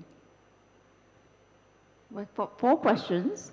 So one question for Ms. Dewi. What online system do you use for consumer complaint? So Ms. Dewi, do you want to take that question first? This is referring to the software or the standard, right? The online system you use for your consumer complaint. For now, online system that we use for consumer complaint, because our ODR system is only now is still in the development stage. So currently, the online complaint system owned by Ministry of Trade of the Republic of Indonesia is in the form of WhatsApp by WhatsApp number. yeah, because it's easier to reach by the consumer. Our consumer is mostly maybe almost 90% using the WhatsApp. So the WhatsApp number is by 0853 11 11 at 1010. So yeah, we make it simple. And there is also the website by simpktnkemendag.go.id. So consumer can complain there, even is it for offline transaction. The consumer also reach out the Ministry of Trade by that number or that website. Yeah. Okay, thank you, Devi, for answering that. WhatsApp as well as the website, right? And the phone number. So the basic is still the most effective. Yes. Yeah, I can feel it because that's how consumer complaint reach us also in Brunei. Yeah. Sometimes the more sophisticated the system is not necessarily the most effective depending on the national context. Yeah. Okay, now second question also for Ms. Dewi. What challenges do you find the most challenging of all your challenges in educating consumer to understand awareness of the consumer protection right? Okay. Actually, we are the big challenge for us, or the most challenging in the educating consumer, is actually the demography of Indonesia is like consists many islands, and the spread of education and literacy being limited. So yeah, we are having 270 million people. so maybe yeah,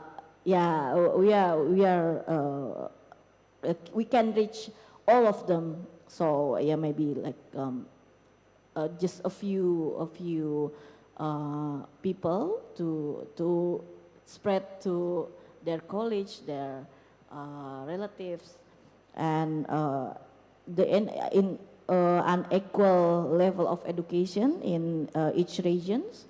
Also uneven dissemination of information related to consumer protection. And we are now having different education level and different behavior, because Indonesia society is very large and diverse, and we have many tribes with different language, different culture. So every province have different culture. So we can having a consumer education with the same materials with one of the place, and in any other place we have to relate it with the consumer behavior in that province or in that place. Yeah. With the education literacy level. Yes. Okay, thank you, David, for that. And now we would like to move on to the next questions. How does UK, I suppose this is for Ms. Zoe, how does UK regulate cryptocurrency, especially when it's promoted in the market to consumers? Ms. Zoe. I'm going to do the thing you should never do as a speaker.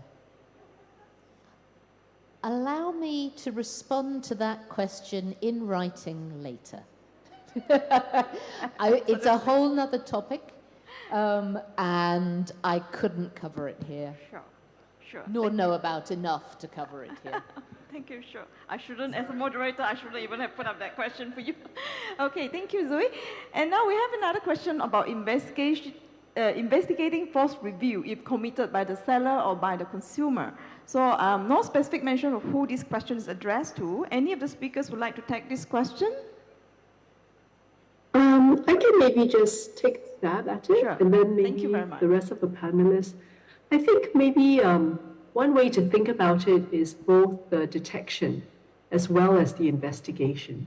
And I think, as was already covered by some of the previous speakers in the previous panels, that there are many ways of detecting. There are automated systems. For example, The latest, for example, is looking at watermarking for AI, using machine learning algorithms to analyze the text of reviews for signs of falseness or common patterns of language that are always repeated and used, overly enthusiastic or over negative language. But also, the community is very important. User reporting.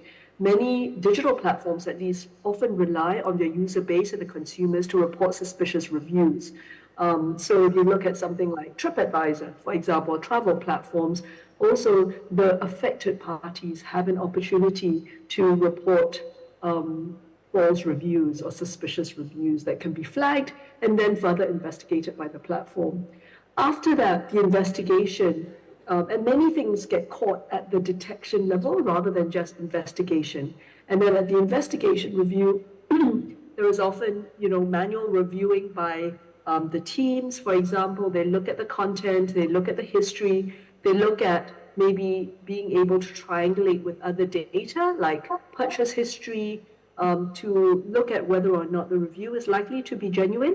And then there are also technical ways. For example, if you look at IP tracking, your IP code, for example, if you have a lot of reviews coming from the same name but from the same IP address, that could be a hint that it could be a false review, for example. And then after that, you have management, right? You have detect, you have investigate, and then you have the management of it. Maybe you review, you remove it. Maybe you can block the false reviewers. But that's a bit of a whack-a-mole situation because the false reviewers will just create a fake account. But I think one thing which a lot of digital platforms have been really good at is also being transparent. To show, yes, there are false reviews. This is what we've done. These are the number of reviews that we've removed. These are the steps that we're taking to detect and investigate and manage it, and then looking at how the community can also help. So there are some ideas around that big question on investigating false reviews, but very broadly, detection is one piece of the work, investigation and decision-making is one piece of work, and then management is probably another piece of work. Thank you. I think we all want to prevent it from happening by having more advocacy in this area, perhaps, because I think it's a very relatable topic, the review of consumers. A lot of us are making decisions based on the past reviews. Yeah. Okay, thank you, Dr. Tan. And we have one more question. Do we have time for one more question? Yeah. Okay, the last question we can take is providing price varying pool on beverages is gambling. Can we take the last question on effectiveness of consumer awareness? Can it be measured by the number of complaints received? And anyone want to take that question?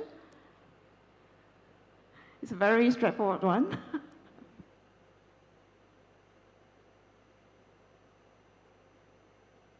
Helps. Question for DTI. What challenges does DTI face in integrating and collaborating with other agencies? And how does DTI address them? I think this question I'm interested to.